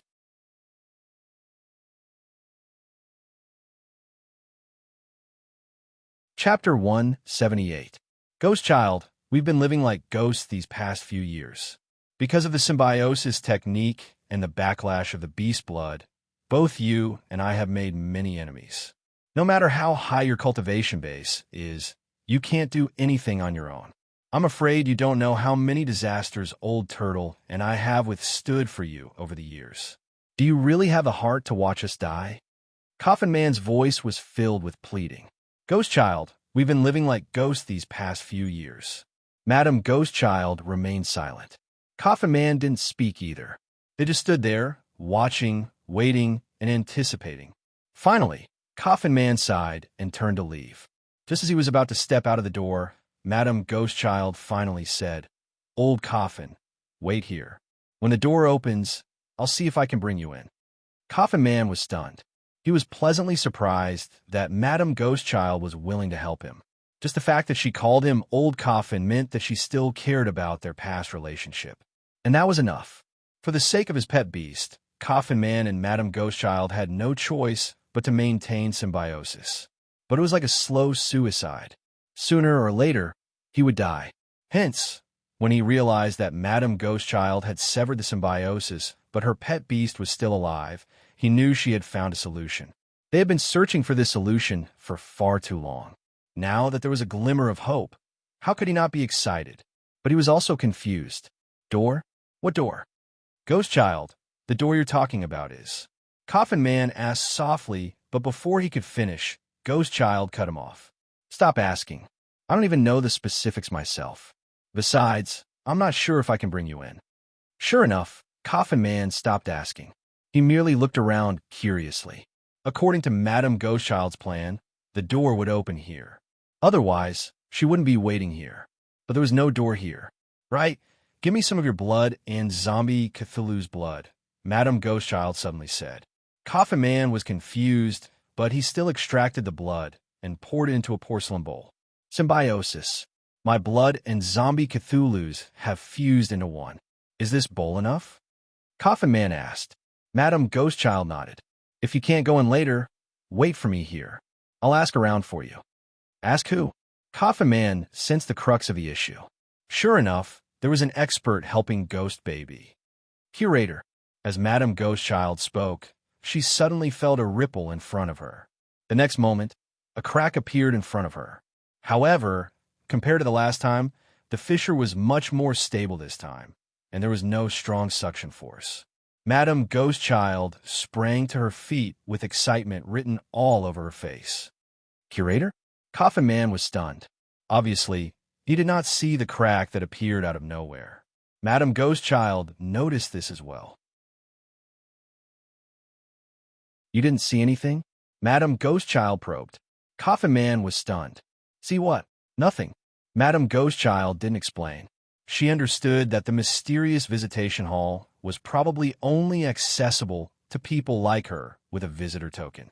As for the others, they couldn't even see it, let alone sneak in. As such, the idea of bringing the coffin-carrying man along was too childish, so he could only give up. Madame Ghostchild knew she had to go in immediately, so she used a secret technique to float the wooden boxes containing the herbs and the porcelain bowl containing the coffin man's blood into the air. Then, she said to Coffin Man, "Wait here." Having said that, she stepped into the crack. To Coffin Man, Madame Ghostchild simply vanished into thin air. It wasn't a smoke screen or an invisibility spell. She really did vanish into thin air. There wasn't even a trace of her aura. It was just like a teleportation spell. Coffin Man stood rooted to the spot, dumbfounded. Even though he had lived for more than 100 years and had seen many things, he had never seen anything like this. Curator, interesting. Interesting. The visitation hall. The visitors entered one after another without any delay, including visitor number 8, the Tyrannosaurus old man who called himself Old Tion. He-Ching looked around and greeted her acquaintances, Black Crow, Jiang Ziki, and Yi Yujo. As for the Tyrannosaurus old man, Old Tion, He Ching disliked his bad temper. Madame Ghostchild number 9 was someone He Ching didn't dare to provoke. She was afraid to even look at her, so she tried her best not to provoke her. Curator isn't here yet. He Ching glanced at the balcony on the second floor. The metal door was tightly shut. She gripped the crystal bottle tightly in her hand, clearly anxious. This curator is very strange. I've asked around after I left, but there's no such expert in this world, old Tian suddenly said. Unlike the first time he came, the current old Tian was no longer as arrogant as before. He was no fool. None of the people here were easy to deal with, especially that curator. After careful consideration, he knew that the man was the most terrifying existence here. Moreover, he had been asking around about Madame Ghostchild's reputation. She was a famous expert in the villainous path, someone he couldn't afford to offend. However, old Tian was quick-witted. He immediately realized that this was an opportunity. What opportunity? A chance to increase his social circle. The visitors of the visitation hall were not simple people. If he could befriend them, it would definitely be beneficial to him. Hence, this time, old Tian changed his strategy. He was humble and took the initiative to start conversation. He wanted to start a conversation and use this as a pretext to get closer. Unfortunately, no one responded to him. It was rather awkward. Yiyujo looked at Madame Ghostchild and then Black Crow. These two were the strongest people in the visitation hall after him, especially Madame Ghostchild. This villainous expert had a great reputation, but of course, it was a notorious one. It's better if I don't interact with them, Yiyujo thought. This time, almost all of them had a request, hoping to receive the curator's guidance. Especially Yiyujo. Although he had obtained the soaring Cloud Flood Dragon's evaluation report with a detailed evolution method, there were a few parts he couldn't understand, and he needed the curator's guidance. Black Crow shared the same thought. His pet beast was also evolving from rank 4 to rank 5, so he too had various problems. Among them, only Jiangziki looked calm and unhurried. He was probably the one with the best mental state. At that moment, He Ching realized something. There didn't seem to be any new visitors this time. It was still the same number of first and second visitors. However, she didn't think too much about it. It must be the curator's arrangement. After a long wait, the steel door to the second floor opened. Everyone perked up immediately, straightening their backs and bowing. The curator was here. Lin Jin was still dressed the same way he did last time, wearing a mask and looking majestic. The visitors were looking forward to it, and so was Lin Jin. He was looking forward to two things. One was to see if the visitors had managed to collect the treasures he needed. This was related to Xiao Hua's perfect evolution. The other was to teach Oldie a lesson. How dare this guy make things difficult for him in the Friar Association? He had to teach Oldie a lesson today. He had no ulterior motives other than to vent his anger. Lin Jin swept his gaze across the room and noticed no new visitors. He didn't think too much about it either. As the curator, Lin Jin had no idea when the visitation hall would have new visitors. Curator, you're finally here. He Ching was the first to speak. She was the visitation hall's first visitor and had a cheerful personality. She had something urgent to attend to, so she seemed a little impatient. As she spoke, He Ching waved the crystal bottle in her hand. Curator, you mentioned that if you want to remove the bestial soul curse, you need the patient's blood. I've got it. Lin Ji nodded and reached out to retrieve the crystal bottle. This crystal bottle was obviously very precious, and the average person wouldn't be able to get their hands on it. The blood inside was still fresh. Lin Jin opened the lid and dipped his finger into it. Immediately, a strange expression appeared on his face. The Museum of Deadly Beasts could record information on all sorts of beasts, including bestial soul curses. After all, the source of these curses came from high-level beasts. The blood He Ching gave him contained a powerful bestial soul curse, but Lin Jin was very familiar with this bestial soul curse. It was recorded in the Museum of Deadly Beasts. That cross-dressing woman was afflicted with this curse. It was exactly the same. Was it the same curse on different people? Or was it the same person? Lin Jin fell in a deep thought. At the curator's silence, He Qing tensed up. She had full confidence in the curator. To He Qing, the curator was almost omnipotent, which was why she sought his help to save her sister, He Yu. But what if the curator couldn't do anything? He Qing didn't dare to imagine the consequences. Perhaps it was just as her sister said. This curse was incurable and death was inevitable. That must be the case. Otherwise, with the curator's personality, he wouldn't stay silent for so long. There must be no cure. At this thought, He Qing felt terrible. In her despair, tears began to trickle down her cheeks. "Why are you crying?" Lin Jin asked, puzzled. She was as lively as a bunny just a moment ago. So why was she crying all of a sudden? A woman's heart was truly unpredictable. He Qing asked sadly, "Curator, is my sister's curse incurable?" Clearly, He Qing was so upset that she made a slip of the tongue. Lin Jin was even more certain that He Qing's sister was that cross-dressing woman. However, he didn't say it was incurable, so why was she so sad? When did I say it's incurable? Lin Jin didn't know whether to laugh or cry. This time, He Qing was stunned. After giving it some thought, the curator really didn't say that. She was the one who guessed it. Then, curator, this... He Qing stammered as a glimmer of hope rose in her heart.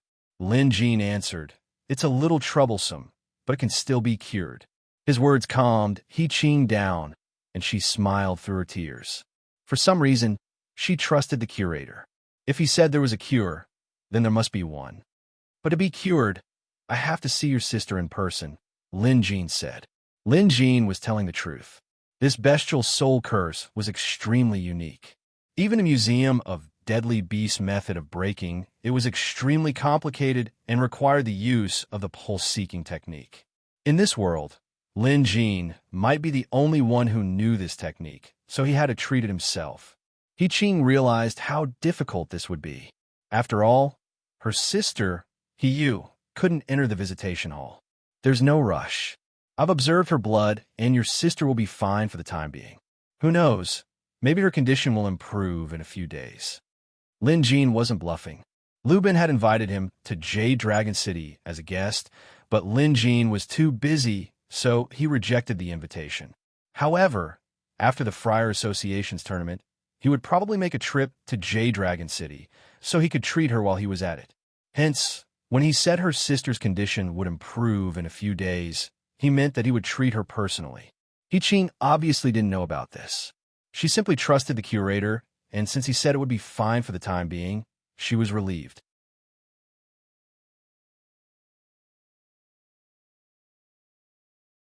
Chapter 179. Now that He Qing's matter was settled, she retreated happily. Meanwhile, old Tian sneered inwardly, musing that the curator was just being perfunctory. Only a naive girl would believe such nonsense. Serve him right to be fooled. Of course, he dare not say this out loud. The memory of his rank 3 pet beast being scared unconscious by the curator was still fresh in his mind. Right, curator, I've gathered some of the herbs you asked me to gather, but I've never even heard of some of them. Suddenly remembering something important, He Qing quickly took out a wooden box. It looked like it was filled to the brim. Lin Jin took it over to take a look. There were several types of precious herbs inside that could be worth up to 10,000 silvers. Needless to say, this girl was generous. For this alone, Lin Jin was determined to help her fulfill her wish. Hence, even if he didn't have a good impression of her sister, he would still make a trip to Jade Dragon City for He Qing's sake. With He Qing taking the lead, the others suppressed their desires and took out the items they had collected as if they were presenting their treasures. Jiang Ziki had brought the most variety of herbs, and it was obvious that he had put in a lot of effort. However, there were some crucial treasures missing. It was probably because he couldn't find them. Black Crow had brought quite a number of items as well, including several extremely precious treasures. For example, the exotic fire crystal. No one in Maple City had ever heard of this item before. Adding some during pelletization could greatly improve the quality of the pill. Who knew Black Crow would be able to get his hands on one? Not bad. Lin Jin accepted it. Although Black Crow wasn't very cooperative at first, he became much better after he came to his senses. Hence, if Black Crow needed any help from now on, Lin Jean would do his best to help. The quality of Madame Ghostchild's materials was also of high quality. Among them were some of the most important herbs for pelletization, and she managed to get her hands on them. Of course, the materials they collected from each other definitely overlapped and complemented each other. Lin Jean now had all the materials he needed. Lin Jean was overjoyed. If he had to collect them himself, it might take years, and he might not even be able to collect them all. The amount of effort and money he had to spend would be astronomical. The benefits of the visitation hall were on full display here. Among the visitors, old Tian didn't bring anything with him. But that was fine. If he didn't pay, Lin Jean wouldn't return the favor. Yi Yuzhou did bring a wooden box with him, but Lin Jean didn't accept his gift. Lin Jean didn't even spare it a glance before returning it. Yi Yuzhou was obviously taken aback. Unbeknownst to him, Lin Jean had achieved one of his goals today and was currently working on the other. Yi Yuzhou was also a veteran. Other than old Tian, the curator had accepted everyone's belongings. Only his own was returned untouched. There was obviously something going on here. Yi Yuzhou's state of mind was in a mess. One had to know that this was very similar to when he accepted tea from a disciple, but because he was not satisfied with that disciple, he purposely did not accept the tea from that disciple to express their dissatisfaction. Generally speaking, the smarter disciples would know that they had angered the teacher. Of course, he had to think about what the problem was and try his best to fix it. The current situation was very similar to this. In front of the curator, Yi Yuzhou naturally did not dare to put on airs. He knew that he must have offended the curator in some way. Otherwise, the curator would not have targeted him like this. But what was wrong? Yi Yuzhou couldn't figure it out. Currently, the curator was answering Black Crow's questions. Black Crow asked about the problems he encountered during his evolution from rank 4 to rank 5. Black Crow wouldn't be able to solve these problems on his own. However, the curator answered each and every one of his questions. Black Crow benefited greatly from this and thanked him repeatedly in excitement. This made Yi Yuzhou very envious. He had so many questions he wanted to ask, but he didn't know how to start. As for asking Yang Jia about pet beast evolution methods, Yi Yuzhou had long forgotten about it. He couldn't even ask his own questions, so how could he care about Yang Jia's pet beast? Jiang Ziki also asked some questions, but they were related to pet beasts. Similarly, the curator gave him profound answers. Throughout the entire process, Yi Yuzhou felt like an ant on a hot pan, tormented. Everyone else noticed this as well. The curator was obviously picking on Yi Yuzhou. However, no one dared to speak up for Yi Yuzhou. Even I Ching was wondering if Yi Yuzhou had done something to provoke the curator. Right now, Yi Yuzhou was like a fish thrown onto the shore, left to dry, sunbathing. Yi Yuzhou couldn't hold it in anymore. He took a step forward, wanting to speak. He had to break this stalemate himself. However, before he could speak, the curator suddenly said, "Old Yi, if there's nothing else, you can go back first." Yi Yuzhou felt like he was struck by lightning. This was just like the tone and methods he used on his disciples who had made mistakes. What was going on? Yi Yuzhou's heart was in a state of turmoil. Naturally, with his current status, being treated like this by someone who didn't even mention the reason made him feel a little indignant and even angry. He really wanted to leave. At most, he would never come back again. But honestly, he didn't have the courage to do so. At his age, how many more opportunities could he have for a breakthrough? Pet beasts, in particular, were more important than his own realm. A pet beast's rank determined a country's level. Just from his point alone, one could tell how important it was. His soaring cloud flood dragon had reached rank for a long time ago. If it weren't for this fortuitous encounter in the visitation hall where he met the curator, Yi Yuzhou knew very well that his pet beast would never be able to evolve even if he died. He had consulted many reputable beast appraisers about this, but all of them were at their wits' end. Only the curator was able to provide an evolution method, so there was no doubt about it. In other words, if his pet beast wanted to evolve, he could only rely on the curator. This was the only way. Although the curator had given him an evolution method, it was still extremely difficult to evolve from rank 4 to rank 5. If he had to figure out on his own, it would take him at least 3 to 5 years. Yi Yujo didn't want to wait. Even if he could, he didn't want to offend the curator for no reason. This wasn't fair. When a criminal was put on trial in a court of law, the criminal should at least be informed of his crimes before he was sentenced. Mustering his courage, Yi Yujo stepped forward and saluted. I don't understand how I've offended you, curator. Please enlighten me. If I've done anything wrong, I will surely correct myself. Under the mask, Lin Jin smiled, musing, Yi Yujo, I can't tell you how you've made things difficult for me in the Friar Association. Wouldn't that expose me? So sorry. I'm only here today to vent my anger by making things difficult for you. However, he couldn't just keep quiet. Hence, Lin Jin scoffed. How did you offend me? Think about it carefully. Come back when you figure it out. How satisfying. This was how Lin Jin reprimanded Yi Yujo, the #1 master teacher of Maple City's Friar Association. Of course, once this incident was over, Lin Jin's anger would subside, and he wouldn't make things difficult for Yi Yujo anymore. But for now, it was impossible for him to give Yi Yujo guidance. Lin Jin also noticed a feather in Yi Yujo's hand. A white feather. He was most likely here to seek an evaluation report and an evolution method. Yi Yujo was most likely here to seek an evolution method for Yang Jie's pet beast. Hence, Lin Jin decided to shut Yi Yujo up so he wouldn't have to reject him later. The disciple tournament was just around the corner.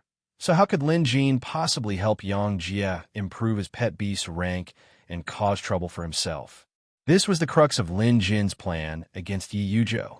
If Yi Yujo were to really seek an evolution method for Yang Jie's pet beast, should Lin Jin tell him or not? Yi Yujo lowered his head in deep thought, as if trying to figure out how he had offended the curator. Lin Jin ignored him. He glanced at Madame Ghostchild, and the latter bowed to Lin Jin. Lin Jin didn't waste any time. He had previously given Madame Ghostchild a treatment method, and after checking on her pet beast today, he noticed that her condition was better than before. However, she still needed some time to recuperate. Using his coiled wire needle, Lin Jin inserted the needle into Madame Ghostchild's pet beast's acupoints to clear up her veins and dissolve the accumulated medicinal effects. This was the crowd's first time witnessing Lin Jin's coiled wire needle technique. They were all dumbfounded, unable to figure out that such a technique existed in this world. After a long while, Lin Jin withdrew his needle. All right, it's no big deal. She just needs to follow my treatment method, and in a few months, she should be able to fully recover. However, I'm afraid it'll be difficult for her to return to her peak condition, Lin Jin said. Madame Ghostchild was stunned. She could clearly tell that Lin Jin was implying something else. Lin Jin had studied Madame Ghostchild's baby-face spider in the Museum of Deadly Beasts. This baby-face spider was originally a powerful rank 5 pet beast, but due to its severe injuries, its rank had fallen. In other words, only an existence surpassing rank 5 could injure this baby-face spider. Lin Jin didn't ask for details last time, but this time he had to get to the bottom of it. After some thought, Lin Jin said, Madame Ghostchild, your pet beast was originally a rank 5, but due to its severe injuries, its rank has fallen. You had no choice but to use symbiosis to keep your pet beast alive. I'd like to know how it got injured. Can you tell me? Lin Jin wasn't just curious. He wanted to see if he could get his hands on the hair or blood of the creature that injured the baby-face spider. If he wasn't mistaken, it was definitely a rank 6 pet beast. A cultivator? In this era, such a strong person didn't exist. No cultivator could injure a rank 5 pet beast on their own. Madame Ghostchild suddenly said, Curator, I'll tell you in detail later. For now, I have a favor to ask. As she said that, she took out the putrid blood from that night. This is the blood of an old friend of mine. Just like me, he used symbiosis. He doesn't have much time left, so I would like to ask for your help. However, he can't come in, so I can only take his blood first. Madame Ghostchild took out the blood of Coffin Man Lin Jin, flicked the needle, and in the blink of an eye, it was dipped in blood. In an instant, There was a commotion inside the museum. Rank 4 pet beast, zombie Cthulhu. Dual attributes of wood and earth. Status, severe injuries. Symbiosis. Before, Lin Jean was a soft-bodied creature that looked like a sea mother. It looked like a head with several straps growing out of it, but it also looked like tentacles. Overall, it looked terrifying and it could survive on land. Zombie Cthulhu. This was Lin Jin's first time hearing this name.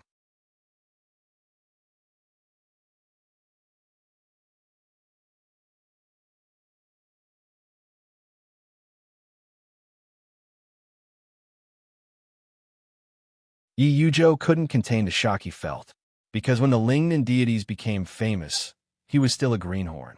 Back then, he was probably just a teenager. The Lingnan deities were famous back then, but for some reason, they suddenly vanished without a trace. This was a strange incident that many people discussed, but no one knew the truth. To think that one of the Lingnan deities was Madame Ghostchild. After so many years, the Lingnan deities should be over 100 years old. So why did Madame Ghostchild look so young?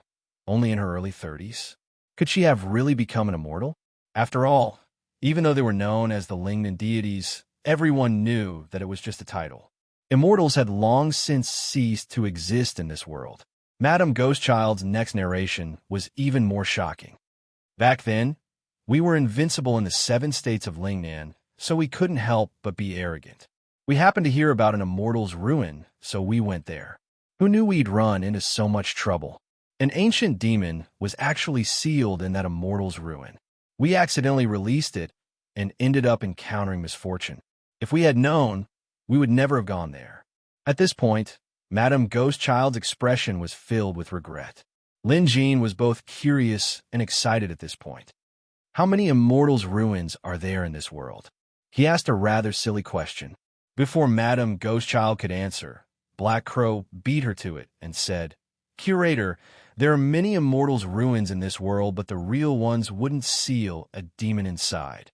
I'm sure what Madame Ghostchild and the others encountered wasn't an immortal's cave, but a prison." It was obvious that Black Crow was an expert who had probably raided tombs quite a bit. Madame Ghostchild nodded at Black Crow's explanation. "That's right. It was a prison. We didn't know what was going on, so we opened it. What happened next was simple. The demon sealed in the prison was extremely powerful. Of the Lingnan deities, 1 died and 4 were injured. Since then, they vanished without a trace. Madame Ghostchild's pet beast was also severely injured. Left with no choice, she could only use symbiosis to protect her pet beast. This brought about another problem, and that was the bestial blood backlash. Years of bestial blood backlash tormented her. If she hadn't entered the visitation hall, she probably wouldn't have lived much longer. In other words, she was quite lucky.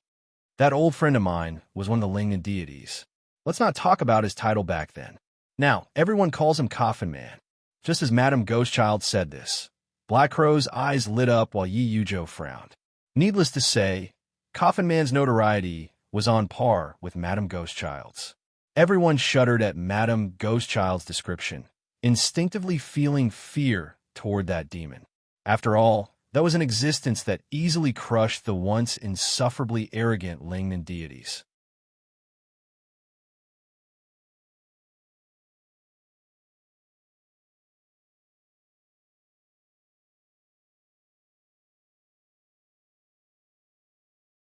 The first time he thought about it, he felt that it was a fantasy story, but after thinking about it carefully, he found that the things that he thought were impossible at the beginning seemed to be possible, and the more he thought about it, the more likely it became. Yi Yuzhou was like this now. His eyes widened as he tried to recall everything he knew about Lin Jean. Lin Jean was Maple City's youngest official rank 2 beast appraiser. Beast appraiser. Wouldn't that be the same as the curator's specialty? The curator was also an expert in beast appraisals. Also, this Lin Jean was so young that even the chief of Maple City's Beast Appraisal Association might not be as good as him. So who taught him his beast appraising skills? Besides, Yi Yuzhou recalled that Yang Jie had once fought Lin Jean. That was how Yang Jie described it. Lin Jin's attacks were swift and unpredictable. Yi Yuzhou didn't know what method he used, but he felt a sharp pain under his armpit, as if he was being pricked by a needle. Then, half of his body went numb. Coincidentally, he witnessed the curator using an acupuncture technique to treat Madame Ghostchild's pet beast today. Now that he thought about it, Lin Jin was most likely using the same acupuncture technique. At this thought, Yi Yujo's forehead was already drenched in sweat. Some things just couldn't stand the thought of it. The others could tell that Yi Yujo must have thought of something as well. Curious, they kept asking. Yi Yujo didn't say a word. He was still contemplating. In the past few days, he had only made things difficult for Lin Jin's external imagery technique, preventing him from being recorded in the spirit library. If Lin Jin was related to the curator, then everything made sense. That's right, there's also that external imagery technique. Yi Yujo had suspected that it was impossible for Lin Jin to have such a cultivation method, especially since the incantation was so profound. He must have been taught by an expert.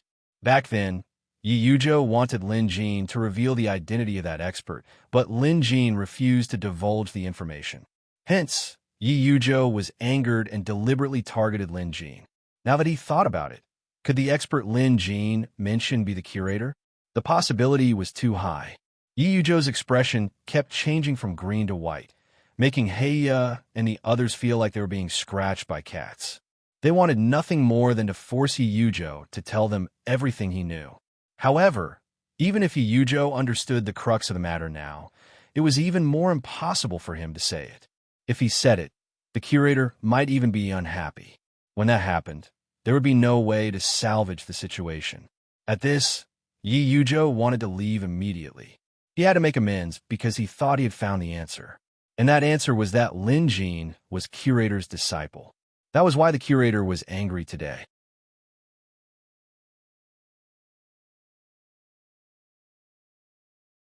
Moreover, they didn't have to worry about the other party refusing to pay.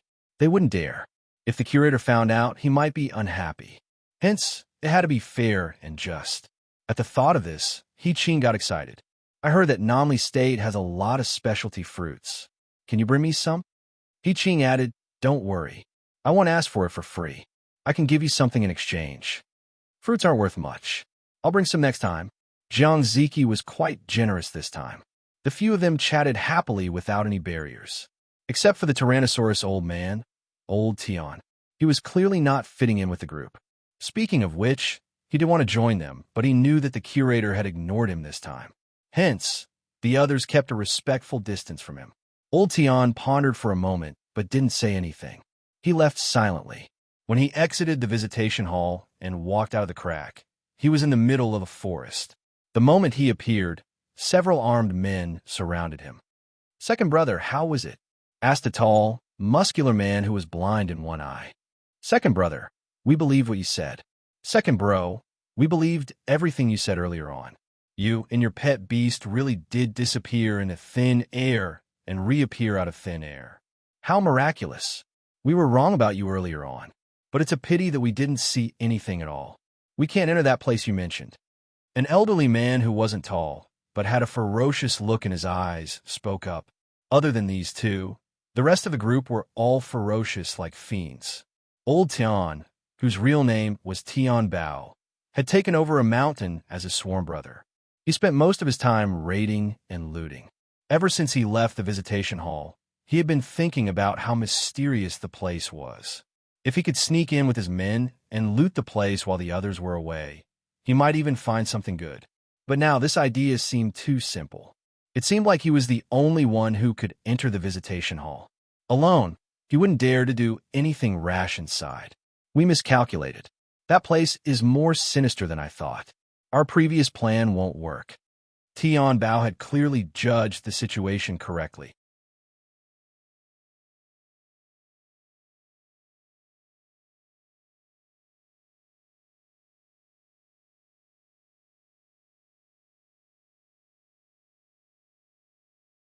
Lin Jin asked. Then, he found out about the Shi family's current crisis. Although Shi Wenjun spoke calmly, Lin Jin was no fool. He knew that the situation was dire. Previously, the Shi family's medicine hall business was on the brink of collapse due to the Chun family's competition. They had to rely on their pill business to survive. But a few days ago, the Chun family also started a pill business. Anyone could start a pill business, and not everyone had to monopolize it. However, the Chun family's pills were exactly the same as the Shi family's. There was no difference in type, name, or effect.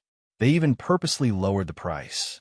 This was clearly a ploy to destroy the Shi family. It was no wonder Lin Jin felt so deserted when he passed by the Shi family's medicine hall. It was a stark contrast to their usual booming business. It would be strange if they didn't fret under such circumstances. However, why did the Chun family sell the same pills as the Shi family? There must be something fishy going on here. Lin Jin was a smart man. He immediately thought of someone. Is it Wu Chenwei? At the mention of this name, Shi Wenjun's expression turned into one of hatred. She nodded before sighing. Appraiser Lin, this is all my fault. I didn't keep my guard up against him, but I didn't expect him to start stealing and copying our family's prescriptions. All I can do now is lower the price.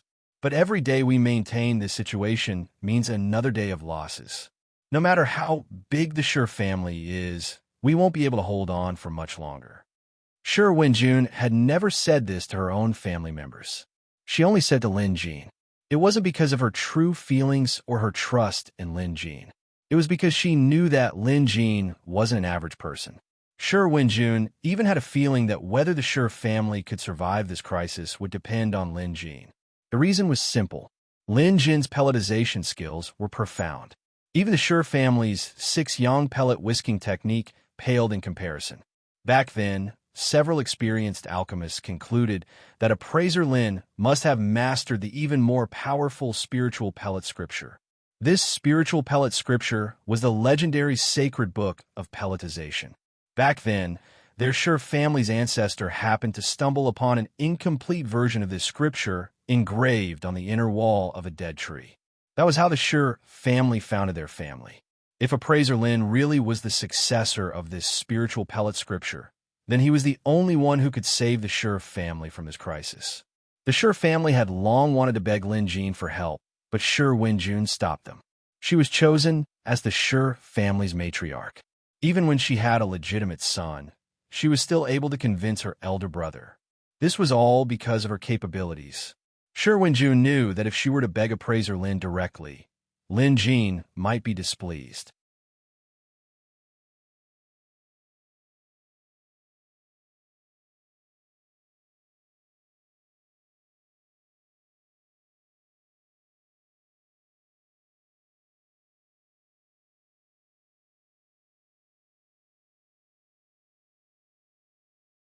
Fourth great uncle, you mustn't. Appraiser Lin prefers the peaceful life. If we disturb him, it might backfire. We just have to remember this favor. Although Shi Wenjun had only interacted with Lin Jin a few times, she had a good grasp of his personality. If the entire Shi family were to rush over to thank him, Appraiser Lin would surely feel awkward. She might as well thank him alone. If that's the case, we won't be going then. Wenjun, you must treat Appraiser Lin well. You mustn't neglect him. Appraiser Lin is a great benefactor of our Shi family.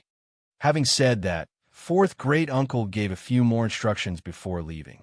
Not daring to delay, Shi Wenjun ran over to thank Lin Jin. Lin Jin knew that Shi Wenjun and the others had verified it. Lin Jin wasn't interested in how the Shi family would retaliate against the Chun family. Now that he was ready, he had to head to Mount Zoraku to help Xiaohuo evolve. This time, not only did he bring Goldie, but he also brought the Shadow Wolf.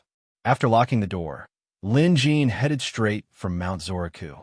Before nightfall, he had already entered the forest. By the time he reached Shang'er and the others, the sky had already darkened.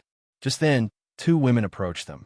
In terms of looks, it was probably rare to find someone as beautiful as them in this world. One of them was obviously Shang'er, while the other was Little Five. In the past few days, she had also learned transfiguration. However, she wasn't as proficient as Shang'er. Shang'er could maintain her human form, while Little Five could only maintain it for 4 to 6 hours at a time. After that, she would revert to her original form and would need to rest for a while before she could continue. As demonic beasts, they were able to transform, which meant that they were much safer. Moreover, they could go and take a look at the human society. However, Chandra was quite worried about Little Five. She had even discussed it with Lin Jean, asking him to advise her. The reason was that Little Five was in love with that human scholar. Almost every few days, she would run over to have a private rendezvous. In the past, Little Five used to enter dreams, but after learning the transfiguration technique, she could not only meet her lover in dreams. Shang had a lot to worry about. It was mainly because she was more educated than Little Five. She knew that humans and monsters walked different paths and nothing good would come of it. She was also afraid that Little Five would be deceived or even put herself in danger. However, Little Five was stubborn and disobedient. Left with no choice, Chandra could only beg Lin Jean to restrain her. Lin Jean didn't have the chance to tell Little Five about this. "Greetings, Master Lin." Chandra and Little Five came up to greet him. Little Five looked the same as she did after entering her dreams. Clearly, she did it on purpose. The little foxes ran out one after another and bowed to Lin Jean.